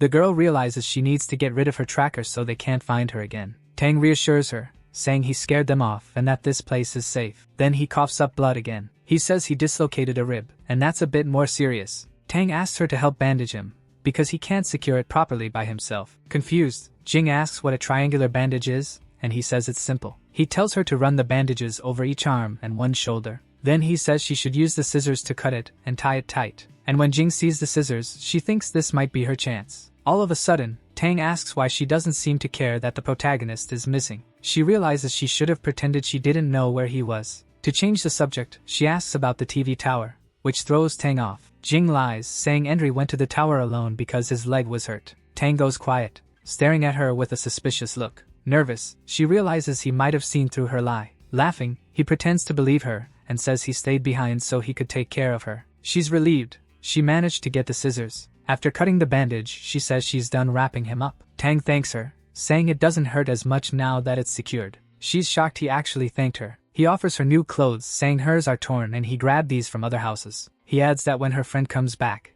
he'll think he didn't treat her well. Holding the scissors, she thinks about what a bastard he is. He almost killed Endry. Fuming, she can't understand how he can say that with a smile. Then something catches her attention. Tang crouches down and looks outside. His face turns to pure panic. Then he turns to her and asks what's wrong. Pointing, she says there's someone outside, in the mansion courtyard. She says the moment the person realized she'd been seen, they ducked and hid fast. Even though the windows are bulletproof, Jing reminds him the upstairs balcony is open. She says earlier, she and Endry opened it to try to get a look at the TV tower. Freaking out, he takes off running, saying she should have told him sooner. Tang says he's going to check the upstairs windows and doors, and tells her to find somewhere to hide. With a serious look, he tells her she's not allowed to leave the hiding spot until he calls her. The girl agrees, looking scared. But honestly, she's already managed to grab the keyring and is hiding it. So without wasting any time, she runs down to the basement, even with her leg hurt. She's determined to save the protagonist and get out of that place as fast as possible. Going down the stairs, Tang says he's checked all the doors and windows,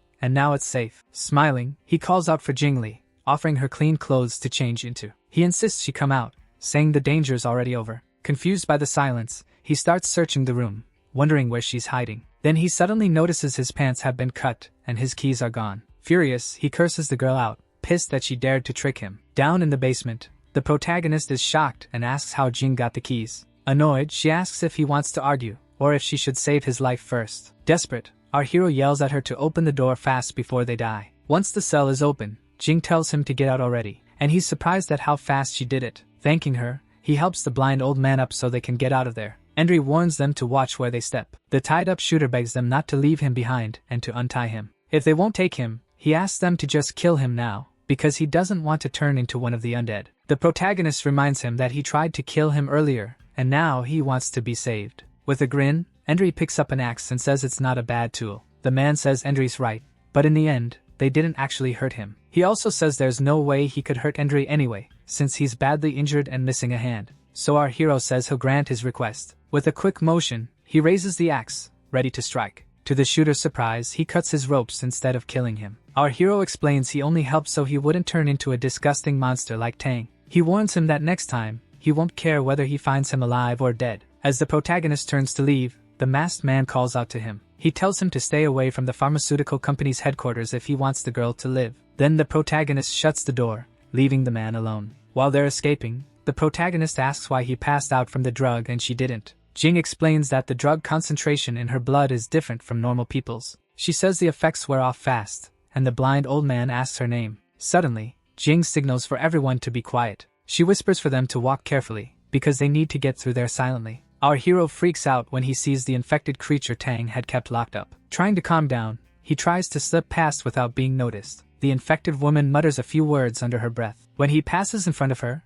the masked man looks confused. He realizes the infected woman is completely chained up. Then, horrified, he sees the thing is eating the hand Tang had cut off him. With eyes full of hate, the creature and the shooter lock eyes. Furious, the man raises a butcher knife, yelling that he's going to cut her into pieces. With a brutal swing, he hits the creature with all his strength. The creature starts screaming in pain. Then it rushes at him to attack. To dodge, the masked man takes a few steps back. He tells her she's chained up and can't reach him. The creature just growls back, baring its sharp teeth. Suddenly, the shooter looks confused and wonders if she's about to throw up. The infected opens her mouth, dripping with saliva. Then she sticks out her tongue, and her tongue starts splitting open, like it has a mind of its own. From that messed up mouth, the creature spits slime at high speed. At the same time, it shoots out a few spikes. Those things latch onto his body, and he panics. He's even more shocked when he realizes they start moving. Roots begin to grow, wrapping around his whole arm. Outside, while they're running, Jing asks Endry if he heard something. Supporting the blind old man, she looks back and asks what that noise was. Our hero wonders if the shooter got caught, and says they need to hurry. Suddenly, Tang shows up armed and yells that he finally caught them. Pointing the gun at them, he says anyone who messes with him has to die. Endry yells for Jing to be careful and shoves her, along with the old man, down to duck. He tells the girl to hide in the bushes, where Tang wouldn't be able to aim properly. While they're hiding, Tang starts moving around the courtyard to hunt them down. Pissed off, he yells that she's ungrateful and that she's the one who caused this whole mess. From their hiding spot, Endry warns that Tang is getting closer and that they shouldn't come out. Not knowing where they are, Tang fires arrows into the bushes. He says they better hide well, because the moment he sees anyone, he'll shoot. Hidden in the bushes, Jing and the blind old man try to sneak away, crouching as fast as they can. As soon as they get the chance, they bolt. But an arrow hits the old man right in the leg, and he drops to the ground. Jing crouches down and apologizes to him. From his hiding place, our hero sees the old man got hit, and that Tang is coming. With this nasty look on his face, Tang walks up and calls them ungrateful and disrespectful. While Jing helps the old man up, Henry decides he has to fight him. Coming out from behind the bushes, the protagonist starts running toward them. He plans to hit Tang at an angle to avoid vital spots in case he gets struck. Sprinting as fast as he can, he braces for a showdown with the psycho. Nearby, the ground suddenly explodes, blasting dirt and debris everywhere. The infected one bursts out. Her body's way stronger now, and she manages to grab the masked guy. With nowhere to go, he starts screaming nonstop. From a distance, Jing and the blind old man are horrified. Confused, our hero gets ready to attack while Tang just stands there, but then both of them realize the creature escaped. And in no time, she manages to turn the man too. Annoyed, the protagonist yells at the masked guy for being an idiot and drawing the monster's attention. Now, with two infected in the area, they rush in to attack. Panicking, our hero realizes they've been spotted and there's no way to run off with the others injured. They're really fast, and they'll catch up any second. Tang is confused, wondering how the masked guy got infected, since he was supposed to be locked up. Right then, Henry shouts for Jing to run, because there isn't much time left. He knows he can't handle the infected and Tang at the same time. Jing finds an open door and calls to Henry, telling him to hurry up and get inside. Our hero sprints for the door with the creature right behind him. As soon as they get in, the door shuts, leaving Tang outside,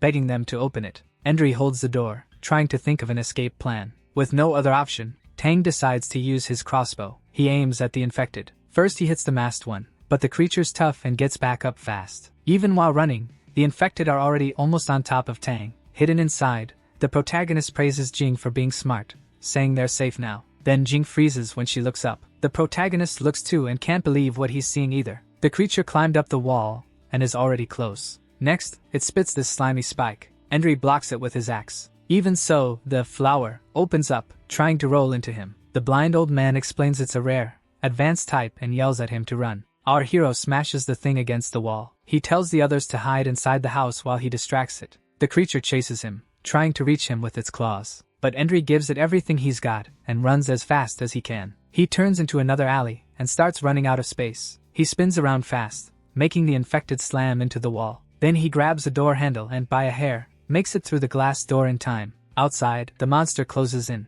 Henry complains because he knows the door won't hold for long. He yells for Jing to grab a piece of wood to jam the door. Little by little, the glass starts cracking. Shouting, he tells the girl to hurry, because the door won't last much longer. Jing finds the wood and wedges the door shut, warning the others. But even with it jammed, they can tell it won't stop the thing. The glass is about to completely shatter from the monster's blows. The monstrous creature presses hard against the already cracked glass. Desperate, Jing asks what they're going to do, thinking they're trapped. The blind old man tells them not to panic. He says he'll be the bait, while the two of them hide and get ready to strike. Our hero questions the plan, saying if he misses, the old man will die. The man shows his fatal wound, explaining he's already at his limit. He says he can still be useful at the end, and tells them to go now because there's no time left. The old man reveals he knew Jing's mother back when she was still pregnant. He calls the girl by the codename Go-To, leaving her totally stunned. As the door starts giving way, Jing asks if it's true that he knew her mother. The man says his fate was to find her and apologize for everything. With one final crash, the glass in the door shatters into countless pieces. The monstrous creature finally manages to get inside. The monster charges in, and the old blind man yells for the young guy to attack right then. With all his strength, the protagonist rushes forward. He lands a hit right in the middle of the infected one's head. The old man freezes, picturing what just happened. But unfortunately, the monster manages to grab him and starts attacking. Blood starts pouring from his mouth and nose. The monster's arm punches straight through the blind old man's chest. Jing moves closer, but he tells her she doesn't need to worry about him. Then Henry takes the chance to ask if the old man knows where Jing's mother is. With his last breath, the man warns them to go south and never come back. And right after that, the creature shoves its arm in even deeper, ending the old man's life. The protagonist realizes he didn't hit the brain and the monster is still alive. The creature keeps forcing its arm through the old man, pushing it out the other side. Our hero says the creature drinks blood to heal and that they need to get out of there now. He grabs Jing, saying the old man is already dead and they'll be next if they stay. Going up the stairs, Jing asks if it isn't a dead end. She says running out into the open with so many dangers is basically asking to die. Carrying her, he says her brain is slow, not his plan. After sucking up all the blood,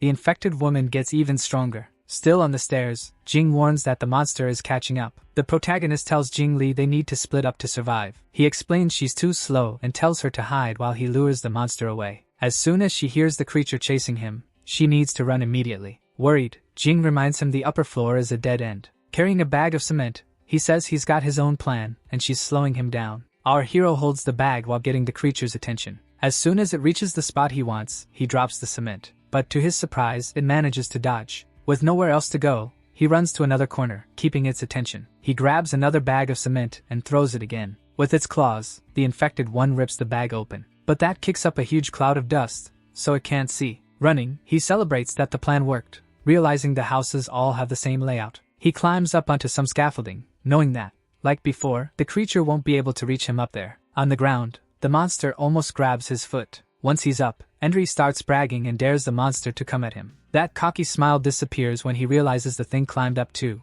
To his shock, the creature makes an insane jump, showing its real strength. Right after that, it starts spitting spikes. On the ground, Endry thinks he's out of options, but he grabs a plank and uses it like a shield so he doesn't get hit. The monster lunges at him, and the protagonist panics. The plank he was using to defend himself snaps in half. Trying to run, he sees there's nowhere left to go. He's on the roof, and it's really high. With the creature that close, he admits he messed up and this is the end. The protagonist almost gets nailed in the head by a brutal strike. But when he opens his eyes, he realizes the tongue didn't reach him. Jing shows up and grabs the monster's chain, yelling for him to get out of there. The creature gets yanked back by the chain, which is hooked to its collar. He scolds her for following him, but she yells that she can't hold on anymore. With insane strength, the monster whips itself forward with a twist. The force of the pull makes Jing lose her balance. She gets dragged along and ends up falling off the roof. Still holding the chain, the girl drops while screaming. The protagonist freaks out when he sees what happened. But halfway down, the chain steadies. The monster tries to pull back so she won't fall all the way. Even so, her body gets jerked around,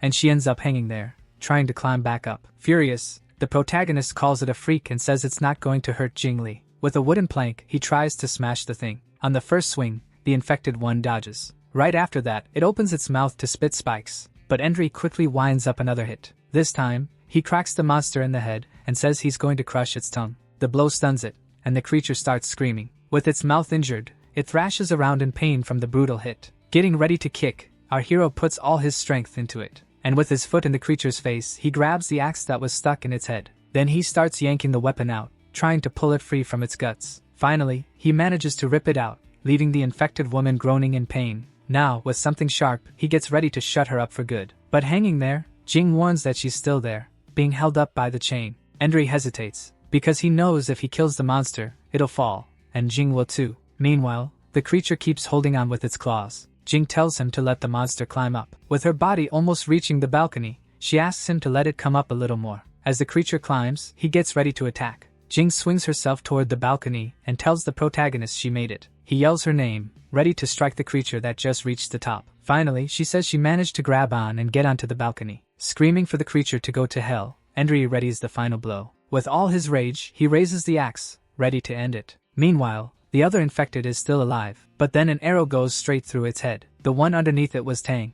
Relieved, Tang shoves the dead monster off of him. Even though the guy was wearing a mask, he still ended up dying like an infected. Tang groans in pain, knowing his bones are fractured. He staggers toward his crossbow, feeling his body get heavy. With a lot of effort, he limps along, calling out for Nana, the infected. He starts limping back toward the mansion, still calling her name. Meanwhile, a loud noise echoes through the whole place. Endry manages to hit the monster right in the face. Its body gets thrown backward and drops from up high. Seeing he finally beat the infected, our hero celebrates. From the balcony, Jing praises her friend, saying he's amazing. But he thinks about how hard it is to feel happy after everything they've been through, and what's still coming. From downstairs, the girl calls to him, and he says he's coming down. Down below, the body gets completely impaled on the scaffolding. When they get closer, they're shocked. It's still moving. They watch in horror at the terrifying toughness of that advanced infected. Our hero tells her not to be scared, because the monster's damaged parts don't heal anymore. He explains that when an infected loses too much blood,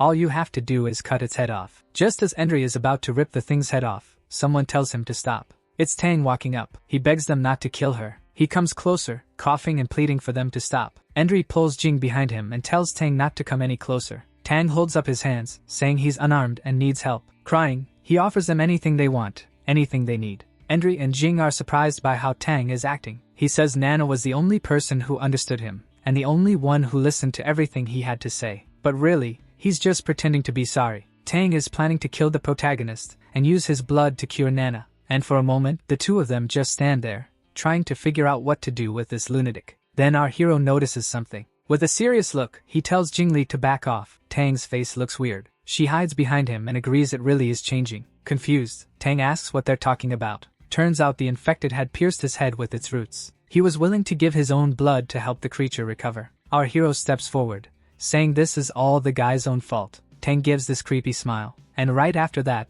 the protagonist punches him in the face. The scene cuts to a flashback. A guard greeting Director Wang. Inside the car, the director is with a woman, Nana. Then the guard lifts the gate for him. Tang works as a gardener. Sweating, he says that if he had a life like the director's, it would all be worth it. He sighs, saying just thinking about it already makes him feel amazing. Back in the present, the protagonist helps Jing walk. He scolds her for not meeting him downstairs, and she says they'd already be dead if she had. She asks what the point of surviving would be if she abandoned him. Annoyed, he says surviving is the only thing that matters in that world. She says living is more than just surviving, and she blames herself for the deaths. She says she has to do this to honor the sacrifices of the people who died for her. Crying, Jing says it's her fault because she wasn't good enough, and she never wanted things to turn out like this. The scene shifts to a flashback, with young Jing reading a book about Peter Pan. A noise at the window grabs her attention, and she finds a firefly. Curious, she wonders what the little bug is doing in there. Smiling, she asks the firefly to keep her company in that lonely place. Suddenly,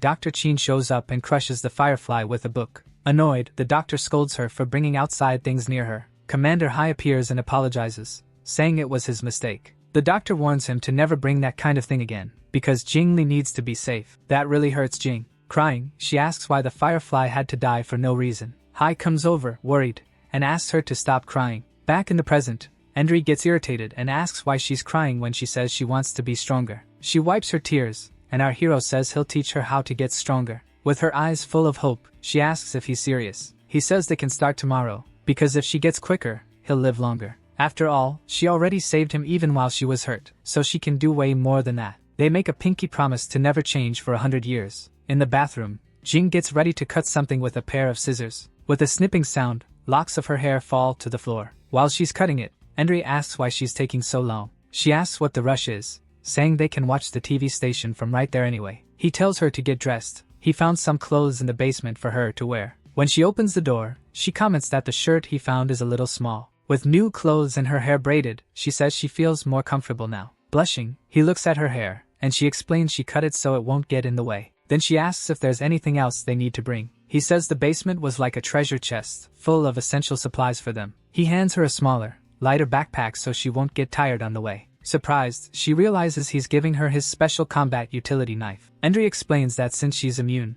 she can survive bites that would kill other people. He teaches her to aim the blade at the enemy's chin to destroy the brain. He says he also put a gun and some bug spray in her backpack. Somewhere else, a man with a tracker smiles and says he found something. Then he suddenly comes across a scene and looks shocked. With a gun in his hand, he stares at Tang and Nana's bodies, disappointed. He complains that Tang got taken out by 2 kids after all that training. The man knows it doesn't matter if they threw the tracker away. He already knows where they're headed. Smirking, he calls them brats and gets ready to go after them. Meanwhile, our hero and Jing run into a huge gate blocking the way. He complains it's another dead end and they can't get out. Jing wonders how people used to travel before, saying this place is more complicated than a tunnel. She explains people traveled by car, using wide roads. Annoyed, he asks if she thinks he's an idiot, and says he knows what cars are. Smiling, she suggests they look for a map to find the TV station. But our hero shuts her down, asking if she thinks a map is just going to magically appear. So the girl says they should look for a really big hotel. And she says Dr. Chin taught her that hotels used to give tourists maps. He asks if she's ever been up on the surface before. And she says yes, she went out with Dr. Chin a few years ago. That's when they found Uncle Hai. But Endri wasn't with them. Smiling, he says he was breaking his chains and chasing freedom. Suddenly, Jing spots something and excitedly points. It's a big hotel. Exactly what they needed to find a map. Excited, Jing says her legs feel better and suggests they go inside. The protagonist stops her and tells her to look at the ground near the entrance. He notices someone's been there. The rain left footprints in the mud. Our hero figures some people took shelter there, but there must be infected inside, so they ran toward the TV station instead. He says he'll go look for a map and tells Jing to wait outside, where it's safer. She agrees and tells him to be careful, promising she'll help if there's danger. He tells her to stay put.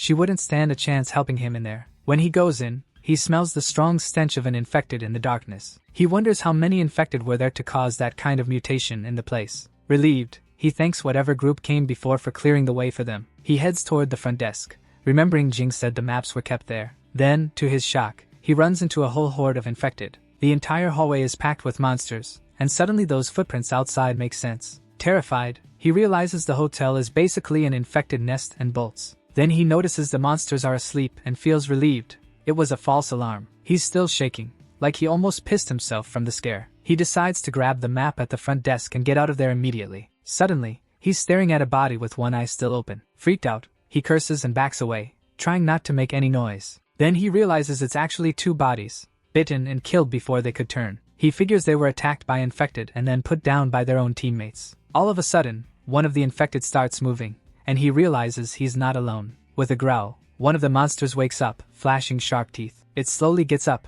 ready to go for him. He braces to fight, thinking if he's gonna take it out, he has to do it quietly. In one quick move, he lunges in, setting up for the finishing blow. Meanwhile, Jing picks a flower from a tree. Excited, she celebrates actually managing to grab it. Holding it in her hands, she comments on how soft it smells and how pretty it is. Then she hears a noise and turns around, surprised by what she sees. A cute little monkey shows up in her shopping cart. The monkey tries to grab her bag, and she yells at it, begging it not to run off. She wonders why it's hiding and starts looking around for it nearby. With a suspicious look, the monkey ducks away, and she tells it to come out. Smiling, she offers the flower she picked, trying to befriend it. Curious, the little monkey sniffs the flower and seems to like the gift. Suddenly, a rock hits the monkey, scaring it and knocking it to the ground. Furious, the protagonist yells, calling the monkey a thief for stealing his stuff. Confused, Jing asks why he did that. With a threatening look, he warns the monkey not to try to run. He fires another rock with his slingshot and nails the monkey dead on. It hits hard and sends it flying from the impact. He cheers, saying the monkey got what it deserved.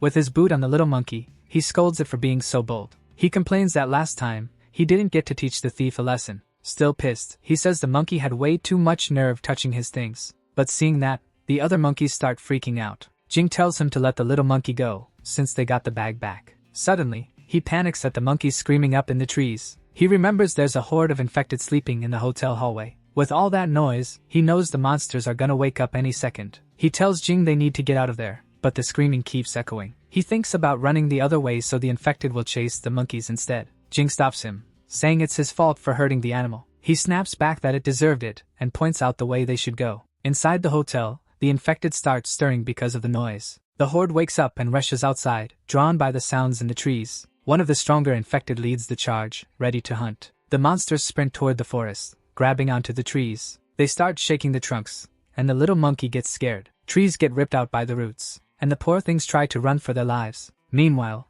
the infected wait for the right moment to strike. From his hiding spot, Henry watches, shocked at how insanely strong those bastards are. He freezes when he realizes the giant has multiple arms. Jing explains it's a symbiote, because there's a face growing out of its back. She says Dr. Qin taught that it's a more advanced type of infected. Close to death, the infected merges with the environment and grows roots around its body. When it joins with another infected, it turns into something even bigger and scarier. To kill them, you have to destroy both heads, since their systems are basically linked. He suggests they run while the monsters are distracted by the monkeys. Annoyed, Jing scolds him for calling the monkeys pests and says they're smart. He fires back that they're nasty, so he doesn't see any difference between them and pests. Jing holds the little monkey in her arms and tells him to look closer. Surprised, he notices the bag is full of bananas that weren't there before. Then he realizes the monkey wasn't stealing. It was trying to give them a gift. Still, Henry thinks the bananas might be infected. Suddenly, the little monkey squeezes where it really shouldn't. Right after that, it jumps away and backs off from her. The little monkey bolts off fast,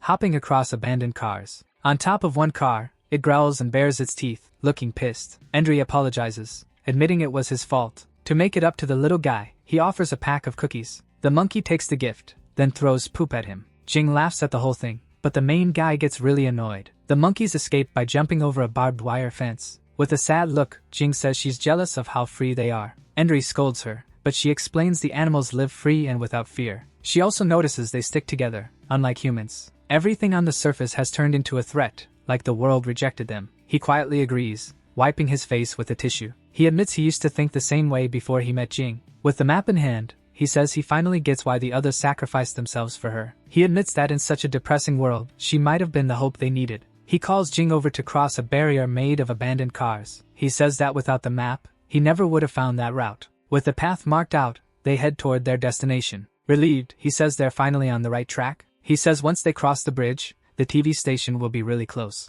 Jing tells him to look up and points. She says she can already see it. Excited, she takes off running toward the bridge and the station, cheering. He scolds her, telling her not to run and to watch what's up ahead. On the bridge, they spot some people near the border sentry post. A man is arguing with the guards, saying he needs to cross with his gun. One guard says he's not getting in unless he hands it over. The guy, pissed off, curses and says nobody has the right to block him. The guard glares, gripping his weapon, ready to react. Suddenly, a woman grabs the guard's hand, stopping the fight. Smoking a cigarette, she says there's no need for trouble there. She says they're security forces, not bandits, and they need to act with respect. She explains it's their job to keep the bridge safe and inspect everyone who passes. The man hands over his gun, and the woman tells them to open the gates for him. As he goes in, she notices more people are arriving at the bridge. Our hero says he saw people from the pharmaceutical company and suspects Uncle Hai might have come through there. He thinks it's weird how many dead monkeys he's finding along the way. Jing notices bullet holes in the bodies and says it's really cruel. He remembers Uncle Hai saying he was against shooting randomly, and it all feels off. One of the guards spots them and calls out,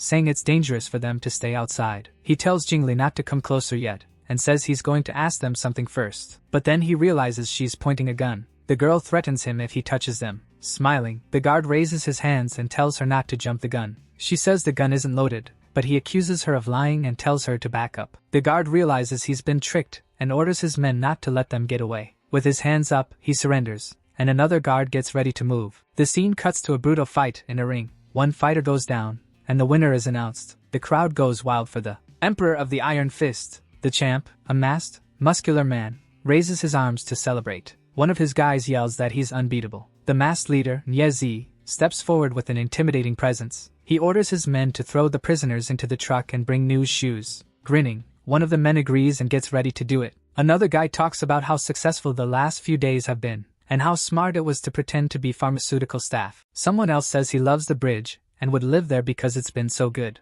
In a cell, a bunch of people are locked up, and a thug asks who's next. One man grabs a prisoner by the arm and yanks him hard. He says there's no point hiding and orders everyone to kneel and wait. In his room, the boss smokes a liquid that his subordinate says is really strong. He feels it hit immediately. His eye turns red and dilates, and he breathes out pink smoke. In the middle of hallucinations, he hears screams and realizes someone's coming. The new prisoner gets shoved forward while the woman threatens him with a power drill. Angry, he asks why he's being threatened and says he already handed over his gun. Smiling, the woman says that as compensation, she'll tell him how to get across the bridge. She takes him behind a curtain, saying he has to win a boxing match. With a blink and a wink, she says that if he wins, he can grab his stuff and leave. One of the guys mocks him, saying he was worried there wouldn't be anyone for the boss. Breaking out in a cold sweat, the prisoner asks who he has to fight. Through the smoke, the masked boss growls, ready to throw down. Outside, the guard trades shots with Jing and Endry. He realizes the girl doesn't know how to use the gun.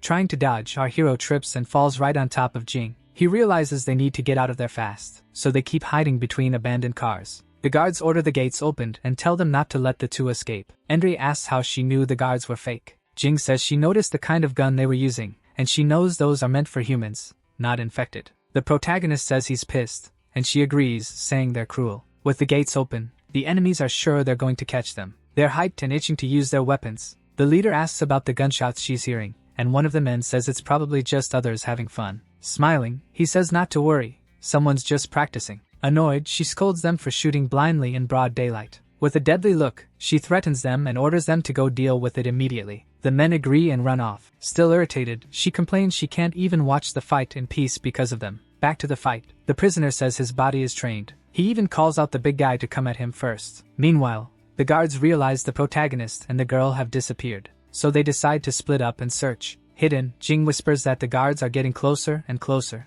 but Endry has a plan and says he'll distract them. One of the guards comes up, thinking he's found them, but when he looks back, there's nothing there anymore. Then Endry pops up with his slingshot, catching the guy off guard. He aims right at his face and fires a stone. The other guard is shocked by what happened and wonders how Endry even got there. Pissed, he curses and gets ready to attack with his gun. He fires in their direction, asking where they think they're going to hide. Jing gets ready to attack. Endry tells her to aim to kill, because if she hesitates, they'll both die. So the girl gets ready to put the plan into action. Hearing the screams, our hero thinks Jing managed to do it. He celebrates that Jing did her part, and that the other guard is the one screaming. But then he realizes it was actually her who got caught. With a machine gun pointed at Jing, the man tells Endry to let his buddy go. The poor girl had even managed to hit him in the shoulder with a spike, but it didn't do any serious damage. Our protagonist gets frustrated, because he told her to hit an artery. Angry, the guard says his friend is already dead and he needs to avenge him. The protagonist yells that the guy only passed out and threatens him, telling him not to come any closer. The guard agrees to a hostage swap, but plans to grab the boy's gun as soon as he can. Jing realizes he's just buying time and warns Endry. He says he knows, but he doesn't have a choice since she's been taken. The other guards find them and realize something's wrong. They see one of their own being held hostage and get ready to help. With reinforcements showing up, he and Jing worry about what's coming next. Smiling, the guard says his buddies are here and nobody's getting out. Suddenly, he's hit by an arrow and drops to the ground, screaming in pain. Confused, he wonders where the arrow that hit him in the back came from. Jing is shocked to see the man on the ground with an arrow stuck in him. Endry yells at her to be careful. There are still more people on the bridge. He tells her to hide near the cars so they won't be seen. He says they're trapped, and tells Jing to grab the fallen guard's gun. With the gun in hand, he gets ready to push forward, but Jing calls out to him. All of a sudden, a man and a woman appear and tell them to come over to them. Stunned, the protagonist recognizes the woman, it's Wang, and asks what she's doing there. She asks if he wants an explanation, or if he'd rather escape with them before they get killed. With the enemies closing in, he yells for them to hurry as bullets ricochet off the cars. He tells them to go first, he'll cover them with the gun. Jing calls for him, but she's pulled away. Gun in hand, Endry shoots at the guards, promising he'll find his friends later. The guards fire back when they realize the main guy's armed too. One of them almost gets his helmet ripped off by a grazing shot. Seeing his buddies go down, he yells for them to grab the brats. Another guard shouts that anyone who goes against Nietong has to die. Endry almost gets caught and takes a graze. As he's running, his friend calls out to him and points to the way off the bridge so they can get out. With a determined look, he sprints, knowing he's almost there. He realizes he's low on bullets and fires just to scare them off, and by time, one of the guards spots them escaping down the spiral staircase. Our hero runs as fast as he can, heading down the bridge toward freedom. Wanshu asks the girl for her gun while Endry heads down. Then he helps Jing dodge a shot. One of the guards says to ignore the ones below and kill whoever's shooting. With a fierce look, Wanshu fires at the guards with perfect aim. One of the men gets nailed in the head and drops dead. The other guy yells his name and grabs him before he falls. Pissed off, he complains they thought they were just shooting monkeys. The other one tells him to shut up and says the kid on the stairs is about to get away. He grumbles that he can't see anything because the trees and the stairs block his view. The main guy says he's out of bullets, and they need to hurry. He braces himself on the ground, panting, trying to catch his breath. So they all run as fast as they can. The guards find them hiding behind the pillars and get ready to attack. They surround the main guy, saying he's lived long enough. The leader mocks them for giving away their position when they ran. Laughing, he shoots toward Endry, asking who's gonna die now. Jing warns Endry the enemies are closing in. While they're firing, one of them gets hit from behind. Shocked, they wonder how they got attacked from the back without noticing. The red-haired guy gets hit by an arrow and drops to the ground. Realizing it's a trap, the leader keeps shooting as his men get picked off. He gets hit by several arrows too and falls backward, wounded. Wanshu calls them idiots for falling for the trap so easily. On the ground, the leader threatens them, saying killing them means starting a war. Coughing, he keeps threatening them with revenge from his bosses. The archer steps on the guy's hand, cracking his fingers with a snap. He says the guy's trying to drag them to hell with him. The archer gets ready to shoot, saying he'll send him to join his friends. Desperate, the main guy yells for him to wait and not kill the man. He says the guy can't die yet because he has something to ask. On the ground, the man asks what he wants, shaking with fear. He asks if he saw a middle-aged guard with a beard on the bridge. He kneels beside him, pressing him for answers. The man says they took the uniforms, and the people they're looking for are right there. Patting his belly, he says the bodies are in there. The main guy is completely stunned by that. Laughing, the man says they're nothing but bones and nutrition. Now, furious, our hero grabs him by the collar and threatens him, telling him to say it again. The man says everyone who's passed through in the last 2 days got turned into food for them. He punches the guy in the face, knocking his glasses off. Angry, he yells that someone like Uncle Hai wouldn't get taken down by trash like them. He keeps hitting him, shouting that not even the monsters managed to kill him. Wanshu stops him, telling him to calm down and look at the guy. The main guy realizes the man's coughing and choking, barely able to breathe. With his last breath, the man says Nyetong will never die. With an arrow stuck in his chest, he says all humans will die. The archer says he's still not mature and loses it whenever his dad comes up. He says Guahai would never fall for imposters like that. Surprised, Jing asks if Grandpa knows Uncle Hai. The man explains he didn't recognize any of the pharmacy guards. He says that's how he knew they were fake.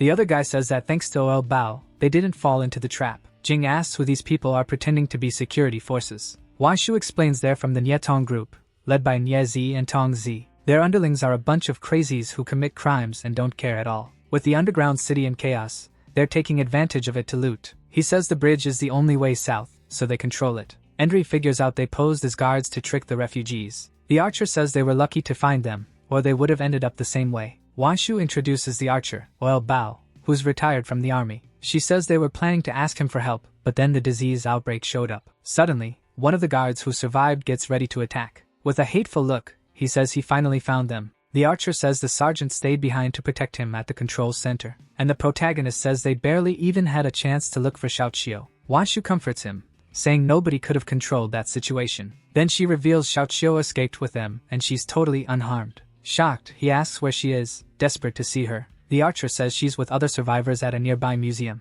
The other guy suggests they talk while they walk, because Nye Tong's group will be looking for them. Wanshu agrees and tells them to grab weapons and ammo off the bodies. As they pass under the bridge, she remembers something and calls out to Endry. She asks who the girl with him is, because she thought it was weird that the girl knew Hai. The girl introduces herself as Jingli. He explains he met her while escaping, and they split up to keep her safe. The archer says if he can't make it across, his dad won't be able to either. The surviving guard realizes they're too far away to shoot. He decides it's better to report to the captain before doing anything. Back at the fight, the man gets beaten and drops to the ground, hurt. With red eyes, the masked boss looks unbeatable. But he didn't get out completely unscathed either. Coughing, the man says he still needs to cross the bridge. The female leader mocks him for lasting 10 minutes against the boss. With his face all messed up, he says once he beats him, everything will be fine. The boss lands a brutal kick right to his face. His underlings cheer the captain's flying rocket kick. They're shocked and wonder if the guy finally died. Lying on the ground, he thinks that as long as he wins, he'll be able to cross the bridge.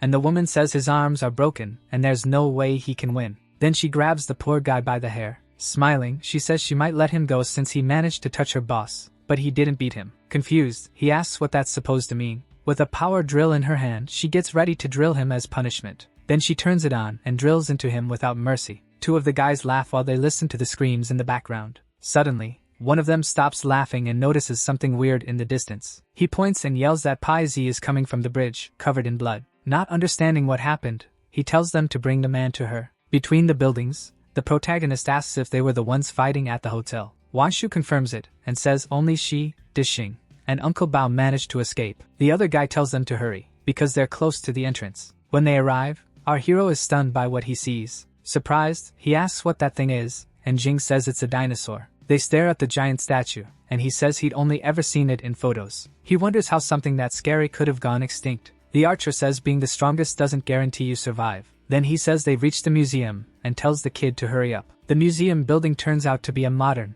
abandoned-looking structure. The archer whistles, and a door opens, revealing his people. They welcome them back, happy they made it. One guy complains they brought 2 more mouths to feed. Ignoring him, another guy invites them inside. One of the group asks about the situation at the bridge and Nye Tong's group. Jing takes the chance to ask why Endry cut her off when she was introducing herself, and he tells her to be quiet. He says he doesn't want to expose who she is, since the city's a mess. Wanshu calls them over to look at something. There are a lot of people there, weak because they don't have food. Endry figures the refugees are the only survivors from the underground city. Wanshu calls him again. He sees a bunch of survivors in the museum hall, all silent. A pink-haired girl is asleep sitting up, and the protagonist pinches her nose. The little girl is dreaming and says she hasn't finished eating yet. Then she opens her eyes and sees someone holding her nose. Smiling, he asks if she was starving even in her dreams. The girl hugs him tight, calling him, "My prince." He recognizes her as Chio and says she dropped his cookie. Crying, she says she wanted to save them, but couldn't find them. She sobs, saying she was terrified she'd never see them again. He comforts her,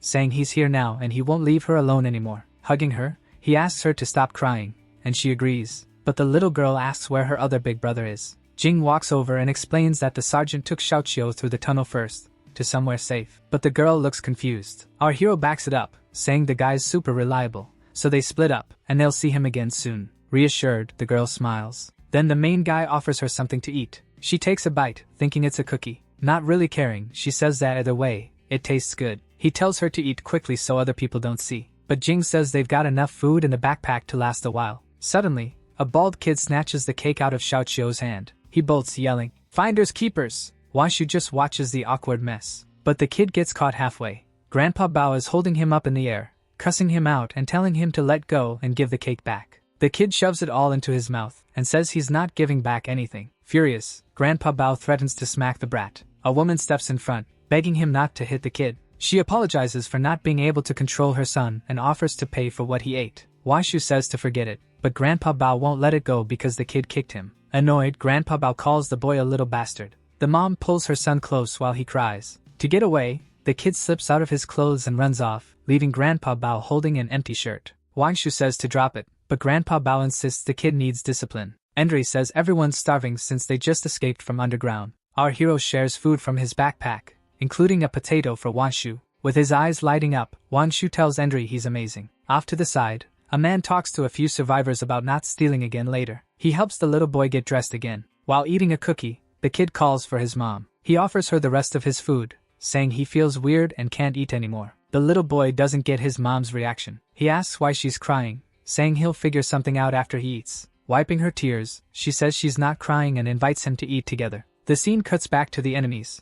The prisoner gets released, but he's badly hurt. A guard mocks him, wondering if he'll die before sunset. In a lot of pain, the man tries to think of a way to stop the bleeding. He looks at a sign, remembering he needs to make it to the Gwanghun base. Walking toward a building, he refuses to stop, because a better day will come. Suddenly, a loud banging sound echoes through the quiet place. The scene switches to Nyetong's group's hideout. The bodies of the defeated men are covered in gasoline. One of the goons throws the can down, swearing angrily. One guy says it's a shame to burn the bodies, but another says they're never coming back anyway. Tongzi scolds them for being so aggressive and is shocked to hear how her men died. To her, death is just crossing from one hell into another. She warns that anyone who goes against Nyetong will end the same way. Tongzi orders them to get the car and show everyone what happens to their enemies. With a nasty grin, one of the men agrees right away. Her goons shout excitedly, ready for the hunt that's about to start. Far away on the bridge, the fire burns as the group yells that the hunt has begun. The scene changes to the museum, where fresh ingredients are tossed into a pot. Wanshu says his secret soup will be ready in just 10 minutes. Grandpa Bao is impressed by Jing's backpack, stuffed with supplies and even a pot. Jing says Endri packed everything for the long walk to Guangzhou. She shows that the backpack also has water-purifying tablets and other useful things. Wanshu says he learned how to get by from Endri, who had great survival instincts. Looking for him, a man says Endri took his binoculars and went upstairs. On the museum rooftop, the main guy looks out over the city at dusk through the binoculars. In the distance, he spots the TV tower, but says he can't see it clearly. Adjusting the focus, he figures it's about a kilometer away. He wonders how they're supposed to get past the bandits controlling the bridge. As he watches the bridge, a voice says it won't let him go there alone. Washu shows up and says going alone is a no-go, suggesting they talk it over tomorrow. Awkwardly, he says Hai's deadline is coming up and his uncle would come looking for him, but Wangshu tells him to stop lying. She explains that Hai set the meetup for 3 days from now to convince him not to go save him. She reminds him that Hai fell into a pit full of infected, and there's no way anyone survives that. The image of Hai getting dragged down by countless infected hands flashes through his mind. Furious, Endri yells at her to shut up, saying she doesn't know Uncle Hai. Endri shouts that Hai never breaks his promises, and this time won't be any different. He says he's going to the tower to prove to everyone that his uncle is still alive. Worried, Wangshu tries to stop him, grabbing his arm and calling his name. Suddenly, a voice from downstairs yells for him. It's Jing, running up the stairs and asking what's going on. Panicking, she says someone showed up at the museum entrance, and they need to go down. Downstairs, an armed man is surprised by how many people are there. Another man says they need to find food or they're all going to starve. Jing points at the newcomers, quickly explaining what's happening. The protagonist goes on alert. With a smile, one of the strangers greets him, saying he was wondering where he'd gone. Furious, he points his gun at the man. Without thinking twice, he fires a shot toward the newcomer. The gunshot freaks everyone out, and someone asks if Endri has lost his mind. Grandpa Bao grabs him, asking how he could shoot with so many people around. With a smug smile, the man just watches the chaos he caused. Wanshu aims a gun at him, and Grandpa Bao asks what the deserter's problem is. Gun in hand, she tells everyone to stay calm and warns that if he moves, she'll shoot him herself. Endri says the man locked them in with infected to leave them to die. The deserter says locking up scavengers was a mission from the quarantine team. He accuses the protagonist of keeping Jing close for a similarly selfish reason. Grandpa Bao holds Endri back as Endri yells that the guy is twisting everything. Taunting him, the man asks if he revealed Jing's identity. He goes on, saying that since she's so powerful, it's a waste for other people to use her. Jing yells that it's not like that, and that Endri just didn't want to expose who she was. The survivors look confused, and a woman says she's heard of her before. The deserter explains that the fight over the medicine happened because of Jing, because she's immune. Grandpa Bao and another man are shocked and ask Endry about the lie. Our hero tries to explain, saying the guy is talking like it's nothing. Suddenly, a survivor grabs Jing by the hair and she screams in pain. The woman blames her for the destruction of the underground city and for them losing everything. The crowd turns on Jing, and the protagonist tries to step in and protect her. Full of hate, one of the men gets ready to spit on her. He spits in Jing's face, saying she deserved it. Furious, Endry kicks the man, yelling at him to get the hell out of there. Our hero grabs him, ready to hit him again, but the old man stops him. On the ground, the man says the immunity story is true. He yells that because of her, he's the last one and his family's still alive. Others agree, saying they were tricked with promises of a vaccine that never came. The crowd closes in on Jing, demanding they punish her for everything that happened. Everyone screams in rage, saying to tie Jing up so she'll pay. Holding Endry back, Grandpa Bao says things have gotten bad and they can't calm the riot down. With a smile, the deserter brags about how easy it was to manipulate those people. Outside, the enemy tells the boss that all the refugees are inside the museum. He orders his men to get ready to storm in, kill everyone, and steal their stuff. Smoking in the car, Tongzi agrees, sure they're in for a big payday today. The furious crowd pushes forward, demanding they hand the girl over. Endry shields Jing with his gun, threatening anyone who tries to touch her. A man presses his gun to Endry, saying Endry isn't the only one armed. He blames Endry for ruining everything because of Jing, the real reason they're in this mess. With the gun to his head, Endry stares him down and asks what he'll do if he doesn't comply. One of the men tells everyone to calm down and lower their weapons, because things are out of control. Endry yells that sending Jing out at night is basically sending her to her death. Wan Shu agrees it's dangerous for Jing to stay, and offers to go with her. Grandpa Bao joins them, promising they'll be safe through the night. Leading the way out, Grandpa Bao says he's going to keep his promise to help a friend. Jing worries about Xiaoqiu, but he tells her safety comes first. The long-haired guy refuses to leave, saying he's going to look after Xiaoqiu. One of the survivors yells at them to get out, saying they don't belong there. The crowd starts shouting to kick them out and avenge the innocent people who died. The deserter watches the chaos with a satisfied smile. A man says the sun's about to come up, while the deserter stands there with his arms crossed. With a wave, the man says the light is coming. The survivors start throwing stuff at Endry, yelling for him to leave and never come back. One guy suggests tying them up, but another says their fate isn't their problem. Outside, Wang Shu says it was risky and it would have ended badly either way. Grandpa Bao complains that even after rescuing them, they still threw things at him. Wang Shu warns that the light attracted the infected and they need to find shelter fast. She suggests taking a darker route, remembering an office building that looked intact. Endry turns and calls for Jing, asking why she isn't coming with them. Crying, Jing says she can't make sense of anything that's happening. She asks why they're blaming her for the city's downfall when she didn't do anything. Grandpa Bao says it's not her fault, people just needed someone to blame. About who Jing is, Grandpa Bao reassures Endry, saying he doesn't think like the others. Suddenly, Wang Shu tells everyone to be quiet. She heard something downstairs. Several huge infected show up, growling in the darkness. Wang Shu counts 5 infected, drawn in by the museum's light, coming up the stairs. Our hero says they've got 2 rifles, which is more than enough for 5. Wang Shu agrees to take the risk, but then notices something weird. She realizes the infected aren't coming up, they're leaving. All of a sudden, an arrow nails one of the monsters right in the eye. Grandpa Bao warns that a group of infected passes through there every night. He tells them not to shoot, saying he'll cover them with his bow so they don't attract more. An infected with a mutated arm groans in the dark near the cars. Hidden, Endry and Jing watch it walk by, until it suddenly drops to the ground. Behind an ice cream van, Grandpa Bao signals the group to come closer. The protagonist looks to the side, confused about what's going on. Grandpa Bao says the infected's clothes were way too clean, which is really strange. He says they look newly infected, but wonders why they're ignoring the light. The infected keep walking in another direction, and Endry wonders what's over that way. Grandpa Bao sees a chance to escape, but Endry thinks Uncle Hai might be over there. Hearing that, Wang Shu and Jing exchange worried looks. The scene cuts, and there's a loud metallic clang as infected hands grab onto a gate. One of Nie Tong's men gets his spear stuck and begs for help. Another guy calls him an idiot and tells him to bait the monster so it lets go of the weapon. He just ends up making the infected even angrier, and his teammate complains about the screw-up. Surrounded by monsters, the Nie Tong group gets irritated, saying the museum should be close by now. In the car, Tongzi floors it, ready to drive and get them out of there. The Nie Tong group's truck charges forward, crushing infected under spiked wheels. A pile of infected is left behind, completely wrecked. The truck plows a path through the horde. One of the guys laughs like crazy, celebrating the slaughter and saying the truck is unstoppable. A red-eyed monster tries to attack Tongzi inside the vehicle. She drills right through the infected's arm with a power drill, forcing it back. One thug tells Tong Z to reverse and crush the ones that are still moving. Hidden in the bushes, the group watches, trying to figure out if those people are killing infected. Wan Shu recognizes the truck and says it belongs to the Nyetong clan.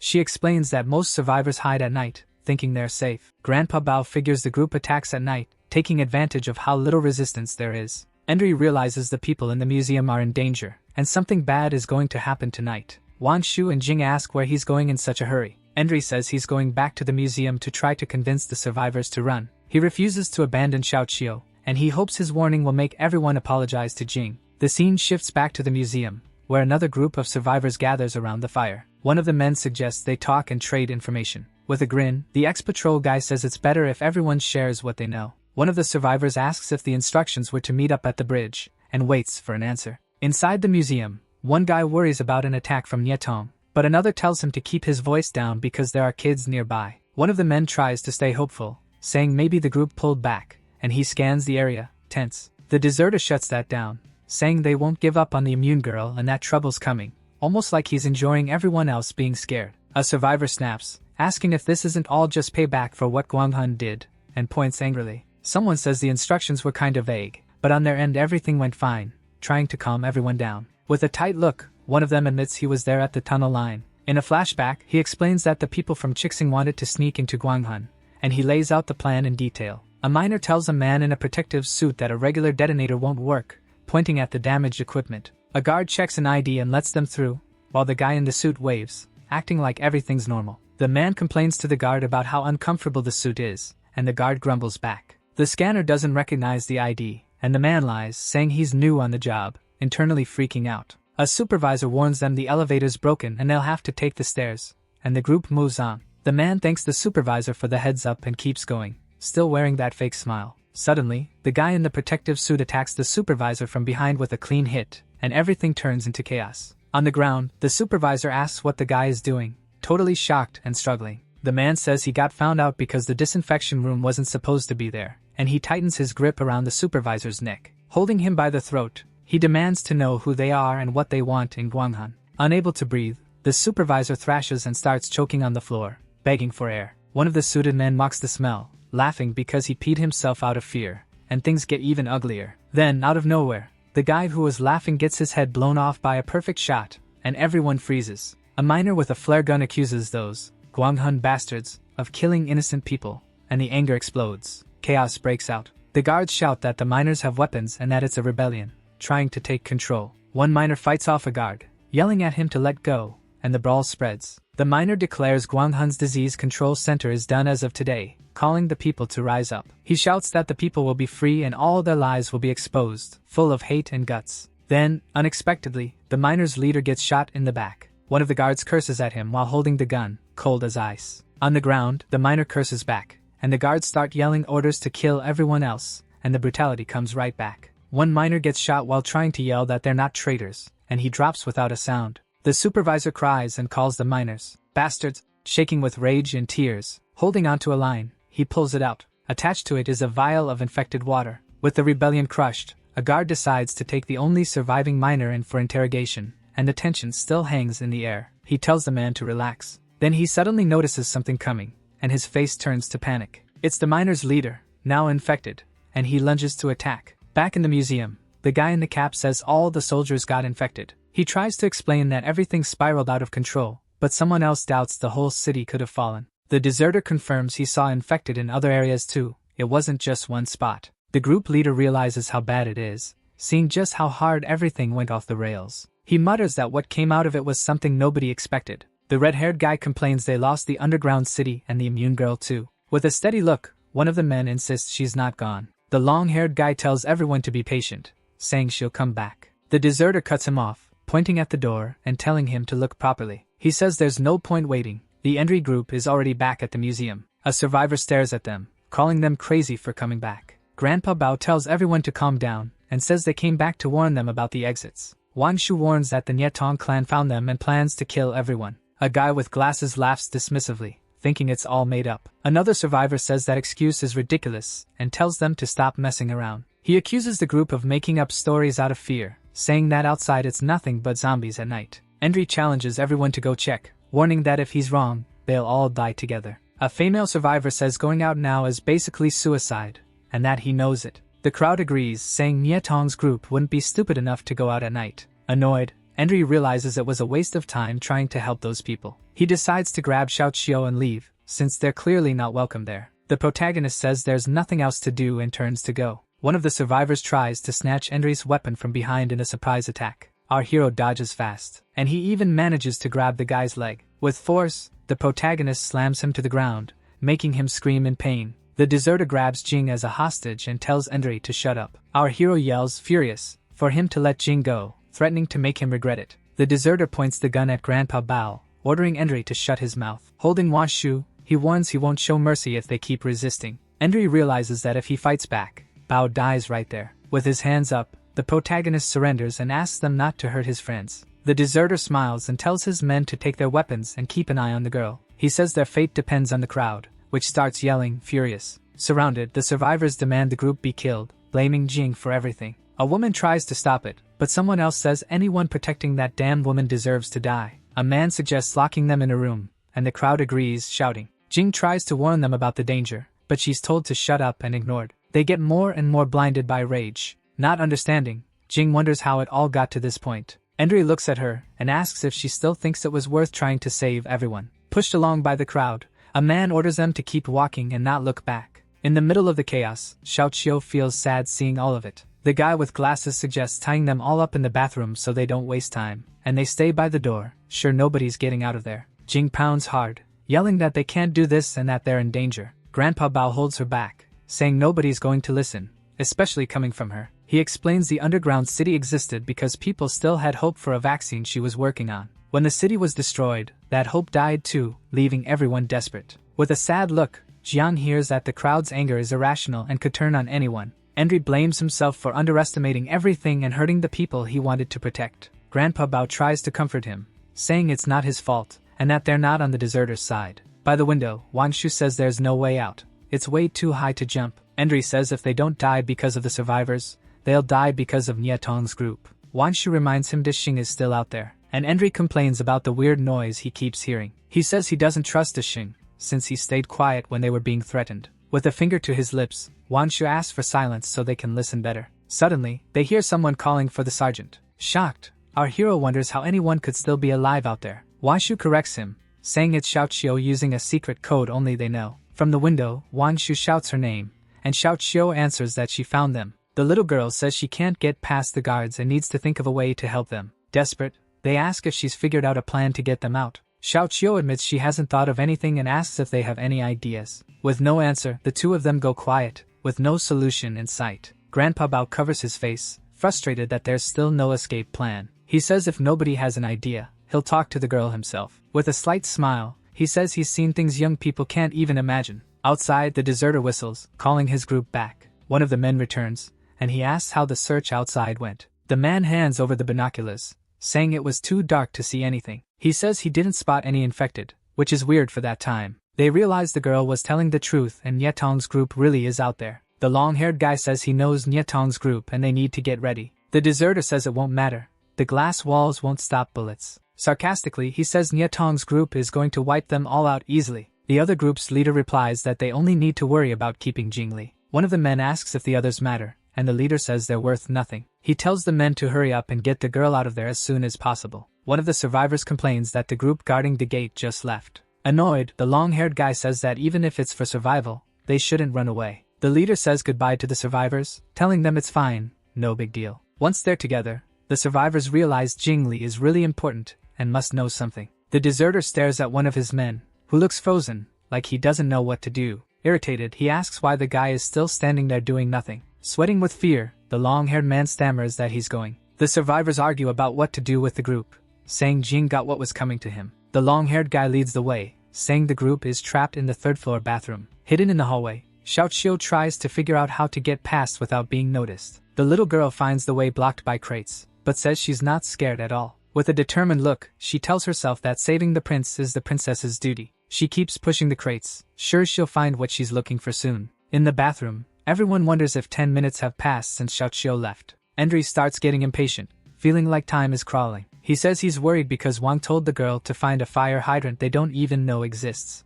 Grandpa Bao tries to calm everyone down, explaining that fire hydrants are required in big buildings. The image shows a fire hydrant, complete with a hose and a safety extinguisher. Grandpa Bao says the 20-meter hose is exactly what they need to get out of there. Wanshu jokes that he never thought the old man's brain would be this useful. Jing says he hopes they can warn the people downstairs, but Endri doesn't even respond. Suddenly, Xiaoqiu's voice echoes from the ceiling, and Endri cheers, happy she's back. The little girl says she found the hose in the hallway and got her face all dirty. She says she tested the hose and promises it's ready for them to climb up. The main guy asks for help pulling the hose into the bathroom. With a firm grip, he yanks hard and confirms it's really secure. Endri tells Grandpa Bao to climb up first, then help pull the girls up. Grandpa Bao asks for silence, saying he can hear people talking outside. One man asks why they came up there, and another says they're switching shifts. The guy with glasses thinks it's weird, saying the shift change shouldn't be until later. The newcomer explains there was an argument, so they called someone more experienced. With a friendly smile, the guy with glasses offers to handle it, but he gets suspicious when he sees more people showing up. Suddenly, the deserter attacks, saying there's no time to waste. With a serious look, he warns he has no patience for stalling. He orders them to capture only Jingli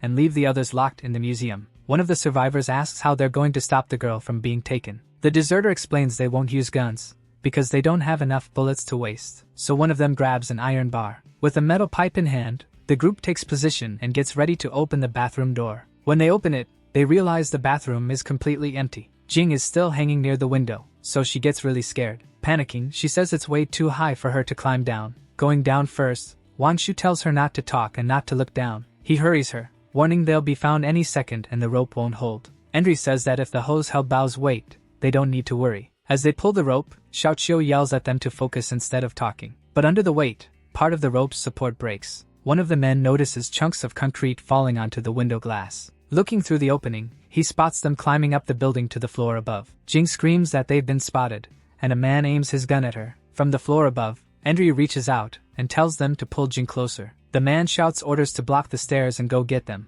The girl lands on a lower floor, shaken but relieved to be safe. The group regroups, and Jing apologizes, saying her legs are weak because of the height. Endri helps her up, saying he'll help her recover. Grandpa Bao says they need to hide, because they don't have enough people to fight. The deserter sends a shooter to each side of the staircase, and the rest follow him. He orders them to check the bathroom, saying it's a good place to hide. One of the men carefully opens the bathroom door, ready for anything. Shocked, he swears when he realizes there's nobody in there. The group searches everywhere, but they can't find anyone, since the doors are locked. One of the men figures they couldn't have climbed down, because the rope is still there. Using a flashlight, he spots footprints in the dusty floor. Following the tracks, the group moves down the building's dark hallway. The prints lead to a door with shattered glass. The deserter and his men grin, sure they've found them. He says he only wants Jingli and doesn't care about the others. From inside, Wanshu starts talking to them. He asks them to back off and put their weapons down so they can talk. One of the men outside asks who's supposed to answer that offer. The deserter says that since they've been found, they're going in by force. With a loud crash, the glass door shatters into pieces. The thugs storm in, and the deserter orders them to kill everyone except Jingli. Terrified, Jing begs Endri to talk to them, but he says they'll have to get through them first. He turns to her and says if she doesn't want to die, there's only one option left. As the men close in, a voice yells for them not to come any closer. To Jing's shock, Endri grabs her as a hostage, pressing a shard of glass to her neck. Confused, the deserter asks Endri what he thinks he's doing. Wanshu and Grandpa Bao are shocked too, not understanding what he's doing. The deserter mocks him, saying he only didn't get away because of the girls slowing him down. Endri says he'd rather kill her than leave her in the hands of people who want her dead. Wide-eyed, Jing watches in silence. She realizes he's just pretending, and the glass isn't actually hurting her. The long-haired man says Endri isn't fooling him, and promises he'll be safe if he hands Jing over. Washu says he always knew that guy was no good, but he never thought he'd be that heartless. The man explains he's doing it to keep Jingli safe. Annoyed, one of the men questions the plan. To make it look like he's really going to kill her, Endri slices her finger where nobody can see. Then he hints that he cut Jing's throat, and that he'll do worse if they don't back off. The deserter hesitates, not sure what to do, while the long-haired man looks tense. He decides the whole thing has gone completely insane, and they'll have to stay in the museum. Outside, Niatong's truck gets ready to hit the museum with zero mercy. Pumped up, one of Niatong's guys suggests taking people and valuables back with them. Tongzi orders them to capture the killers alive so they can make them suffer a fate worse than death. With a shout, he tells the driver to floor it, and the truck speeds toward the museum. The leader of the other group says things are getting out of control and there's no going back now. A survivor yells that they're turning Guanghun into a joke and they won't have anywhere left to live. The other leader tells everyone to calm down, saying they need Jing alive and can't hurt her. Suddenly, a loud noise startles everyone, and they start asking what just happened. A man shouts that he heard gunshots coming from where the prisoners were. The other leader tells them to keep their weapons ready, in case the prisoners escaped. Outside, a bright light blinds the survivors who were in the dark. Someone yells that it's headlights from a vehicle coming straight at them. The leader screams for everyone to get away from the doors. Danger's coming. Nyatong's truck smashes into the museum, blowing through the glass walls with a massive crash. The survivors scream in panic when they recognize Nyatong's vehicle. Now they see everything they were told was true. In the middle of the chaos, one survivor gets shot in the head. As his body drops to the floor, a man yells in shock that they killed him. Smoking in the truck, Tongzi tells everyone to wake up, while his men shout that the hunt has started. Armed, they rush inside, and one of them yells that he's gonna win by killing the most. Gunshots echo through the museum, mowing down survivors without mercy. One man complains he can't aim, but another laughs, saying there are targets everywhere. Another thug laughs that some of them didn't even get the chance to wake up. Chaos takes over the hall, with bodies all over the place. A survivor stands up yelling for everyone to find weapons and fight back. One of the men gets shot clean through the eye. The masked man laughs, saying he's already winning the kill contest. He brags that he's beating his buddy by 3 headshots. But then, out of nowhere, his friend gets hit by a shot.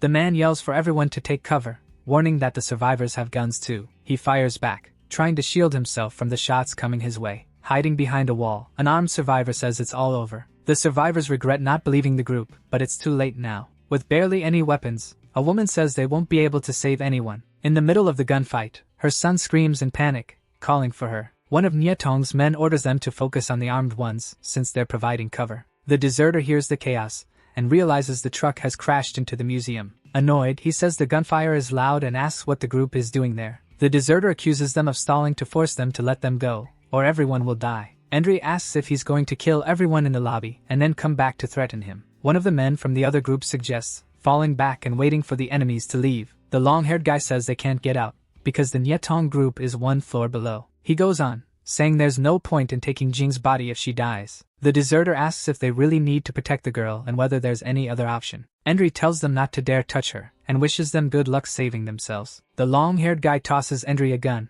asking if he feels better now. The gun lands near Jing, shocking Grandpa Bao, who asks if the guy's lost his mind. The man says they need to work together to save the immune girl. Grandpa Bao picks up the gun, saying that if they try to betray them, bullets will make them pay. Suddenly, someone yells that people are coming up from below, putting everyone on alert. Downstairs, one of them says it'd be best to run to the other floors, so the enemies say they'll deal with them later. On the other side, one of the men warns his buddies about the ones fleeing through the hallways. The leader of the people who lived in the museum lies in wait, ready to shoot if he has to, but they know they could lose, since they're being surrounded from all sides. Then one of the enemies finds that man and shows up with a bomb. Without hesitation, he throws the bomb into that room. He even covers his ears because of the blast. And with the explosion, everyone in there gets hurt. One of them asks if the others are okay, but the leader says he can't really hear him. The worst part is when he looks at his leg and realizes a chunk is gone. Aiming his gun, the enemy says it's over for them there. Then the pink-haired woman tells them to look for survivors and bring them to her. A man orders them to bring any working fans and anyone alive they find.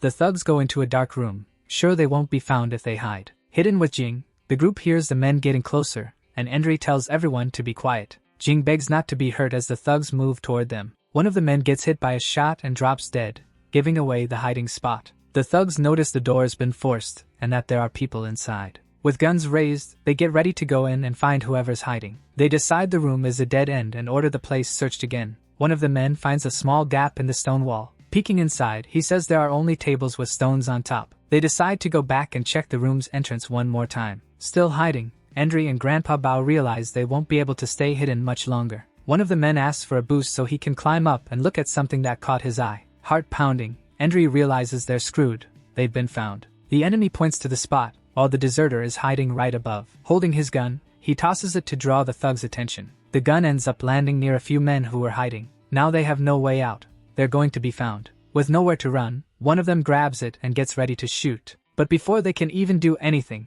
they're taken out. One of the enemies gets pissed, because his buddy had said the room was empty. He orders them to search the bodies and head back to the museum's main lobby. With the area cleared, they get ready to leave, since the others have already come back. Relieved, Andre says it was a false alarm and that they're safe for now. Noticing the grime on her neck, Jing decides to ask Andre something, but he signals for silence, holding a finger up. Other fugitives thank the men who were hiding, because without them they'd be in trouble right now. But the deserter is irritated, because now he's without a gun. A man comments that the lost gun was well cared for and had some custom parts. Another guy offers to trade a shotgun for 5 packs of ammo. One of Nyetong's goons asks what's going on upstairs, but they didn't find anyone. Shocked, Nyetong's leader wonders how it's possible they didn't run into them. He figures that since the backpacks weren't taken, they've still gotta be inside the museum. Tongzi says it's hard to find someone in a place that big, with all those hallways. She stomps out a cigarette, and says it's better to just wait for them to come out on their own. The group's leader walks up to that mom and her kid. Drill in hand, she says she's doing a good deed,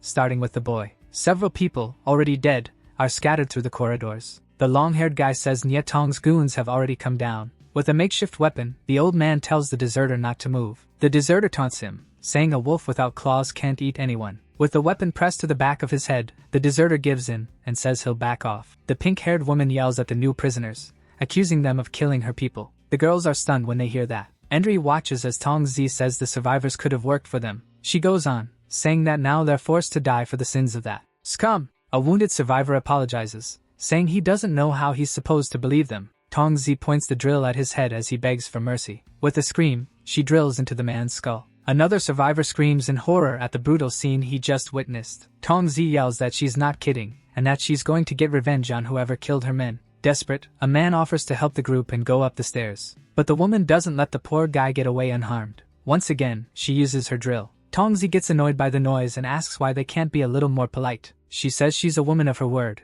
and if the killers turn themselves in, the others will live. Tongzi warns that every 10 seconds, someone will be killed until they surrender. Jing realizes people are going to die because of her, and that she has to save them. Endri stops her, saying they already tried, and now they're dealing with the consequences. Grandpa Bao says that even if she goes out there, they'll die either way. The deserter suggests she close her eyes if she can't watch the slaughter. Tongzi starts the countdown, and the number 9 echoes through the place. Crying, a woman regrets not believing them, and the count reaches 5. Tongzi smiles, saying she's got plenty of people to kill since nobody's turning themselves in. Jing refuses to watch more people die because of her. She says if her sacrifice can save them, she'll be satisfied, even if it's just one person. The countdown hits 1, and Tongzi gets ready to kill someone else, but then a voice speaks up. The little boy who stole the cookie shows up, begging them to stop. In tears, he begs them not to kill his mom. Tongzi mocks him for hiding and tells him to come down to her. Jing tries to go out, but Wanshu stops her, scratching her arm. She scolds her,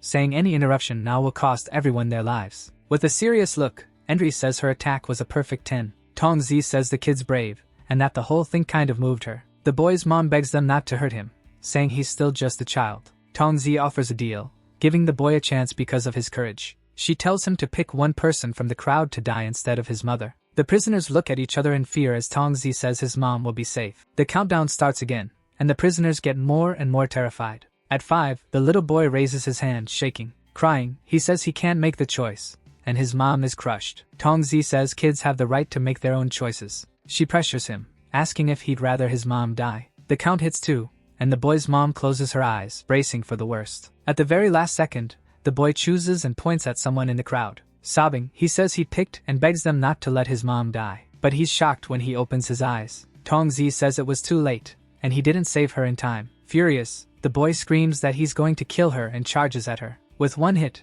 the woman throws him to the ground, taking him down easily. With a look of disgust, she calls him trash for not taking his chance. In a flashback, we see a gate opening. The old man opens the door and says that with the money the other guy paid, he can pick whichever one he wants. Inside, there are a bunch of little kids locked up. One of them is holding a fork. Smiling, the man says he likes the girl's attitude with the fork. The girl swings and scratches him with it. Then she tells him not to come any closer. He laughs at her, asking if she seriously thinks she can kill him with that thing. He dares her to hit him in the throat and starts counting to 3. He even points out exactly where she should stab. Terrified, the little girl is shaking, gripping the fork tight, not knowing what to do. And when he sees she can't do it, the man snatches it from her. Then he grabs the poor kid by the neck, saying she blew her chance. The old man tells him to take it easy, hurting her is bad for business. With a grin, the man says he liked the look on her face and tells the other guy to take the rest of the kids away. Crying, the little girl begs them not to leave her alone with him in the container. Back in the present, the boy is crying hard for his mom. With her face all dirty, Tongzi watches with this cold, calculating stare. She orders them to grab whatever they can and toss the remaining prisoners in the trunk. One of the goons questions it, but she says they already killed 3, and the rest won't make it out alive anyway. With a nasty smile, she says that if they don't cross the bridge, they won't last more than 3 days. The deserters group looks over the museum lobby, now quiet and dark. One guy suggests looking for survivors, but another just wants to get out of there ASAP. Suddenly, he steps on a wire and sets off a trap. There's an explosion, and the blast throws him back. The deserters group realizes he stepped on a mine and got completely torn apart. When they check what's left, they see shrapnel hit his skull, and that there are more traps around. They spot another stretched wire with a piece of cloth tied to it, marking yet another trap. Looking down, they realize Nietong's group was sneaky and left traps everywhere. One of the men says the rumors about Nietong having heavy firepower were true. Using a flashlight, they look up and find the little boy tied up and gagged. One guy says only an idiot would try to save him, but the kid is crying in fear. They realize the boy is surrounded by tripwires. He's bait. One of them suggests using a bone to mess with the trap, but another guy stops him. Someone warns that pulling one wire could set off the others, and offers to cut them instead. Grandpa Bao hands his gun to Wang Shu, telling her not to let anyone come close. Grandpa Bao says these traps are child's play and that he can disarm them. He explains that once you spot fishing line traps, they're not that dangerous. Carefully, he holds the grenade pin and peels off the tape, disarming the trap. Grandpa Bao tells Endri to find where the boy is tied so they can untie him. Endri wonders where he's even supposed to look, while Jing sits there, sad. Then the old man warns everyone to be careful, because there could be more traps ahead. Our hero gets annoyed that he's only saying that now. Endri crouches down and starts disarming another trap, following the instructions. He celebrates when he pulls it off and asks if he can untie the boy now. Tied up and gagged, the little boy thrashes around, unable to talk or move. Grandpa Bao calms him down, telling him not to cry and that they'll get him out soon. He cuts the rope, and the boy drops into his arms, crying and squirming. Grandpa Bao holds him and praises him, saying he's a little champ for hanging in there. With his face messy from tears, the boy tries to say something.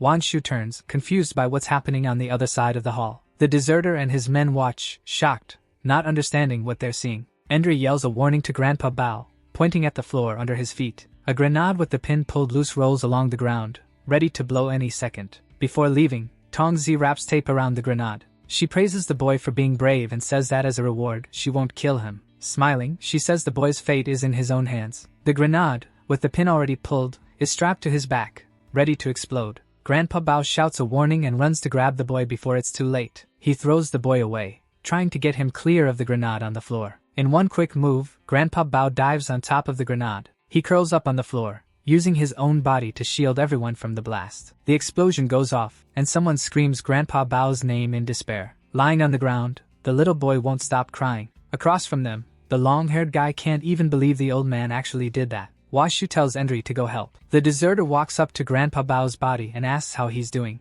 With a grim look, he says he doesn't think they'll be able to save him. He explains the floor absorbed some of the blast, but the sacrifice was still fatal. The deserter says they got lucky, because Grandpa Bao's grenades didn't explode. When he tries to take the grenade, Grandpa Bao's injured hand clamps down hard. The deserter swears, shocked the old man can still hold onto it. Stunned, he wonders how Grandpa Bao is even still alive after the explosion. The deserter yells at him to let go, warning that the grenade's going to blow. But the old man's stubborn and keeps pulling. The deserter realizes that if he forces the hand open, the grenade will detonate immediately. He stares at Grandpa Bao's face, horrified by what he's seeing. It makes him remember something from when he was a kid. He watched someone important get taken out. Meanwhile, he was shaking with fear, hiding inside a sewer drain. Coming up to them, our hero asks what's going on. Endri tells Wanshu to help stop the bleeding and says he'll go see if he can find first aid kits. The long-haired man says there's no saving him. His internal organs are destroyed. Wanshu says not to waste time on them. Meanwhile, another guy has his gun aimed at Jing,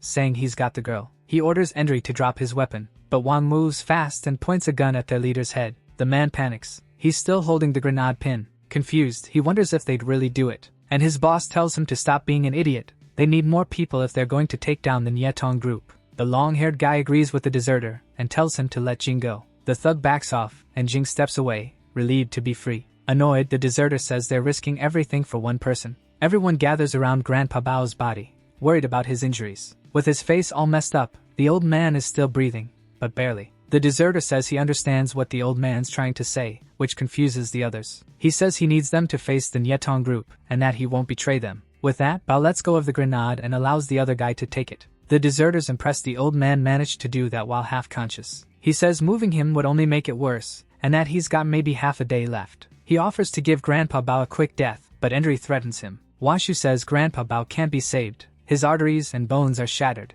Endry refuses to accept it, saying the smell will attract the infected. Washu says they can't block the entrances and tells everyone to wait outside. Crying, she asks to be left behind with Grandpa Bao's body. The deserter and his group get ready to leave the museum. Beside Grandpa Bao's body, Wangshu kneels down, mourning him. Suddenly, Grandpa Bao's hand moves and grips hers tightly. Startled and crying, she looks at him, and the old man takes his last breath. Outside, the little boy cries desperately, calling for his mom. The deserter threatens him, asking if he's trying to get himself killed making that much noise. He scolds him, saying not to let the people who saved him die for nothing. The deserter warns that if the kid slows them down, nobody's going to care whether he lives or dies. A man warns that the smell of blood will draw the infected, and they're already nearby. Outside, 2 infected are already closing in, and with all the noise, more of them show up. Worried, Jing turns to Endry, calling his name as the tension spikes. Endry tells Xiaoqiu to climb onto his back, planning to run as soon as Wanshu comes out. Wanshu steps out of the darkness,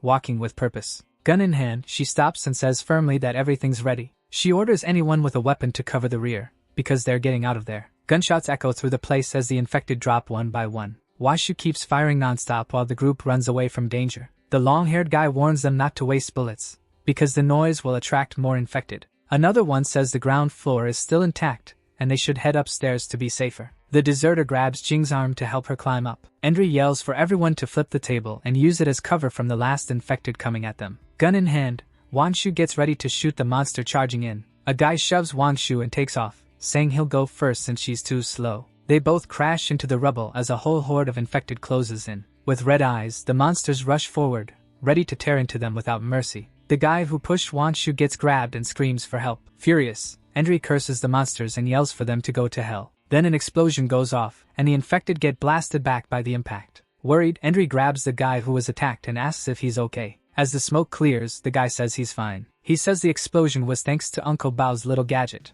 With an angry look, Wangshu says she's gonna kill that idiot herself. The guy refuses to surrender, saying the weapon he has isn't a threat. He threatens them, saying he's already being merciful by not finishing them off. The deserter tells them to drop the petty drama and focus on the mission. He says if they don't work together, they won't make it across the river, and they'll be dead soon anyway. But something catches the attention of this bald old man. Without warning, the deserter kicks him away, saying it has nothing to do with him. On the ground, the man curses him out for kicking him. Then he looks down at his feet and realizes, horrified, something's wrong. The deserter asks if he gets it now, and the man starts freaking out. He begs them to let him climb up, saying there's still time to amputate his leg. But it's too late. He starts twitching and writhing. Unable to control his own limbs, he panics, wondering what's happening to him. Washu watches with her gun raised, serious and determined. She reloads, saying they don't have many bullets left. Endry says they shouldn't waste ammo on him, and they need to plan the crossing. The long-haired guy praises the main guy for being smart. He explains the man would last about half a day before the infection reached his brain. The deserter says they should check the building so they can spend the night safely. Looking at the remains of a campfire,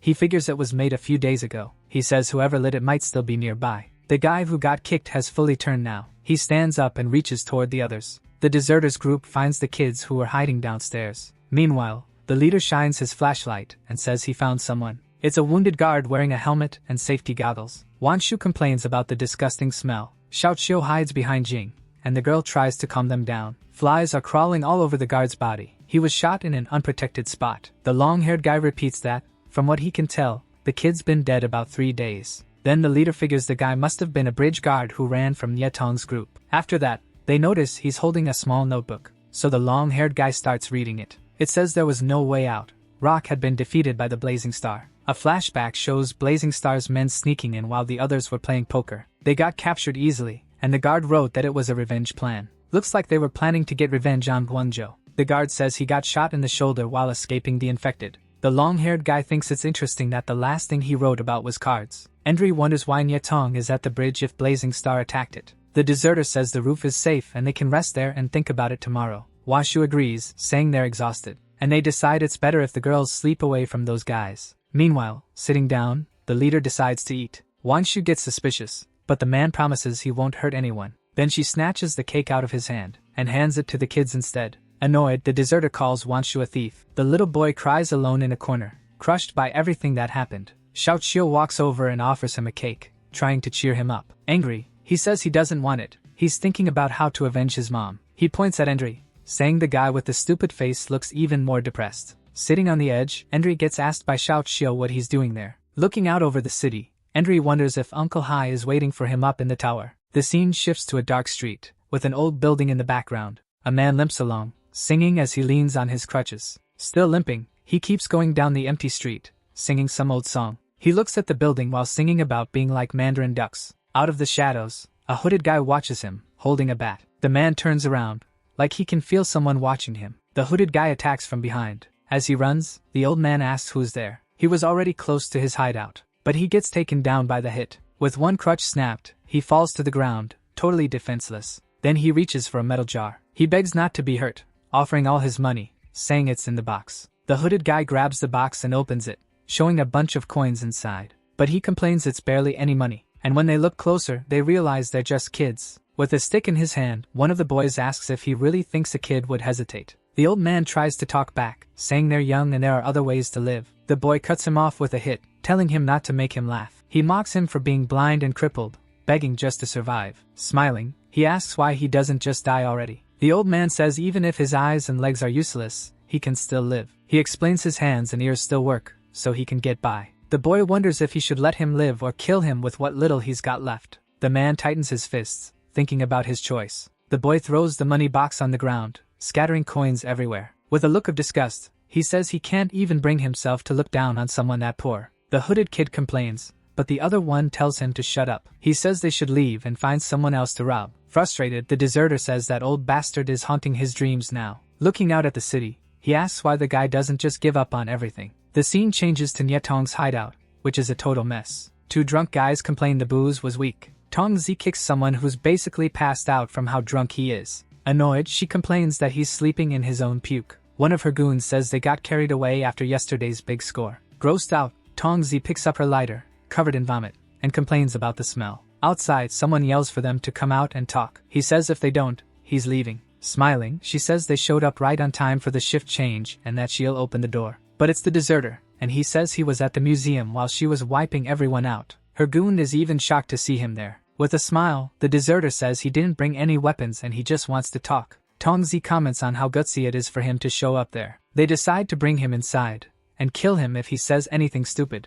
With the deserter on his knees, one of the goons says both leaders are listening. Meanwhile, he thinks to himself that Niezi is basically a monster. The deserter offers up the group's location in exchange for a weapon, food, and safe passage. The boss looks down on him for selling out his own people and says they won't last long anyway. Tongzi says there's no need to spare him and suggests cutting out his tongue. The deserter reveals there's an immune woman with them, the one who caused the city to fall. Nietong's leader says he's heard about immunity, but he's not interested in any vaccine. The goons laugh, saying there's no point going back to the old world. Tongzi says with the girl, they could bargain for food or medicine. One goon says that would just get them in trouble with the other groups. Laughing, they say nothing would change. They've always been a problem for everyone else. One of the drunk goons cracks up at the leader's jokes. Another agrees the trade is worth it, even with the risk. Tongzi says since everyone agrees, she'll accept the deserter's deal. Smiling, she promises Nietong will hold up their end of the bargain. The deserter gets a bad feeling and regrets coming there. The scene cuts to hours earlier, with Endry asking if the man feels guilty about what he's done. He asks about crossing the bridge. With a confident grin, Endry says he's already thought of a way to get across.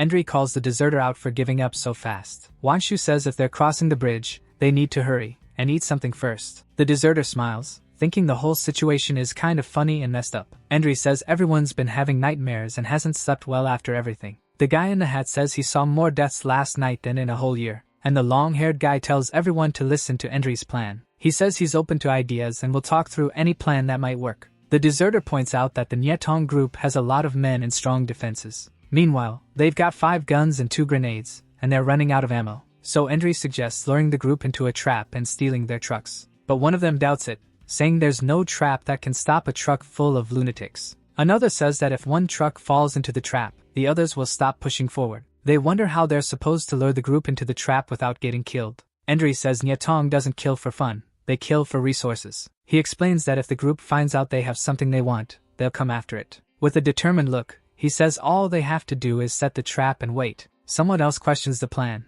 saying they don't have anything left to use as bait. Endry tells him to use his brain, reminding him they've still got an ace up their sleeve. He points at Jing, saying she's what the Nietong group wants, and can have. The deserter gets it, they're going to use Jing's immunity to lure them into the trap. The problem, Wang says, is choosing who's going to provoke the group and lead them in. The long-haired guy says they need a new face, since theirs are already known. One man refuses to go, saying he's not going to risk his life and be used like that. Another supports the plan, but worries about whether the bait will survive. A young guy asks what kind of trap could beat a truck full of enemies. The deserter says Endry must have already thought of something. With a grin, Endry scratches his nose, thinking about how to explain it. The deserter says weak people will just mess everything up, and that this is life or death. He volunteers to go, saying he'll do it himself. Back in the present, the boss is already in his truck with his henchmen. He asks the deserter if he really feels nothing, knowing his former teammates are about to be wiped out. The deserter answers that of course you do whatever it takes to survive. Nietong's henchman says you can only really live life to the fullest when you're aware of death. He suggests the deserter not cross the bridge, and just stay with the Nietong group. From the back,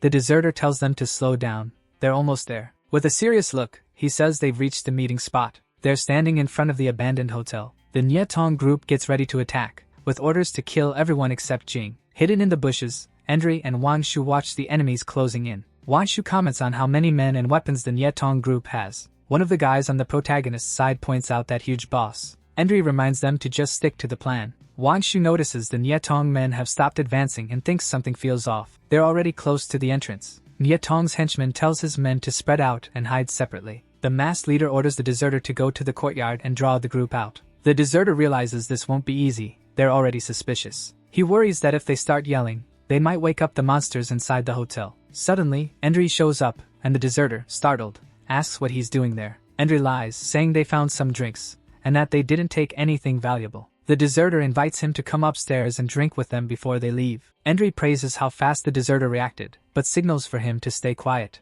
Outside, the enemies watch, thinking it's working. The masked leader says to leave the deserter alone.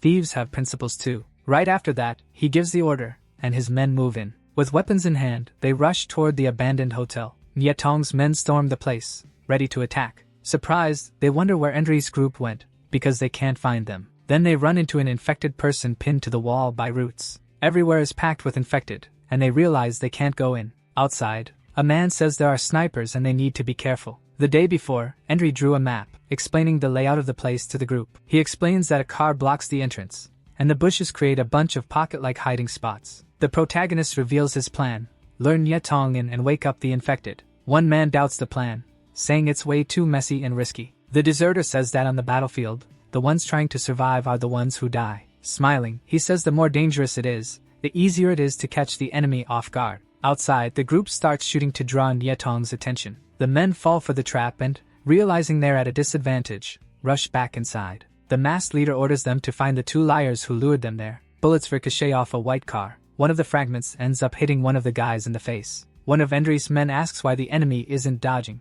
Then the boss moves in with his men. He tells them not to be scared, because they're no match for him. With a furious look, he says anyone who tries to mess with him without the skills to back it up won't get anywhere. The flashback shows a news report about a private exhibition match with the Iron Giant. The fight organizer tells him to take it easy and let the other guy land a few hits. He says to finish the fight in the 4th round, and he'll get $1 million. The bell rings, and the fighter takes a heavy punch to the face. He realizes his opponent isn't pretending, and every punch is aimed right at his weak spots. The flashback keeps showing the opponent's fighting technique. The fighter is shocked by the guy's skill and strength. He can tell this isn't some amateur. The fight goes on with a fast exchange of punches. The organizer can't believe Niezi got taken down by a punch that hard. Then, with a grin, he realizes he got played. Niezi wasn't actually that strong. A new champion is born, and the challenger raises the belt to celebrate. News of the champ's loss spreads through the sports papers. Reading the newspaper in the car, the organizer says some people will just never get it. With his hands wrapped up, Niezi gets ready to get revenge for what happened. The organizer, surprised, finds him in the garage and tells him to get out of the way. Furious, Niezi says he's going to pay for what he did today. Not caring at all, the organizer floors it, ready to run him over. The car revs, but it doesn't move, and the organizer looks confused. Niezi is holding the car back with his bare hands, stopping it from moving. With all his strength, he lifts the car and casually tosses it aside. The car flips over, and the organizer screams for help, trapped inside. Stuck in the shattered windshield, he begs for help, unable to get out. With a cold, nasty look, Niezi asks if he's ready to pay the price. The organizer begs for his life, promising to put him back on top again.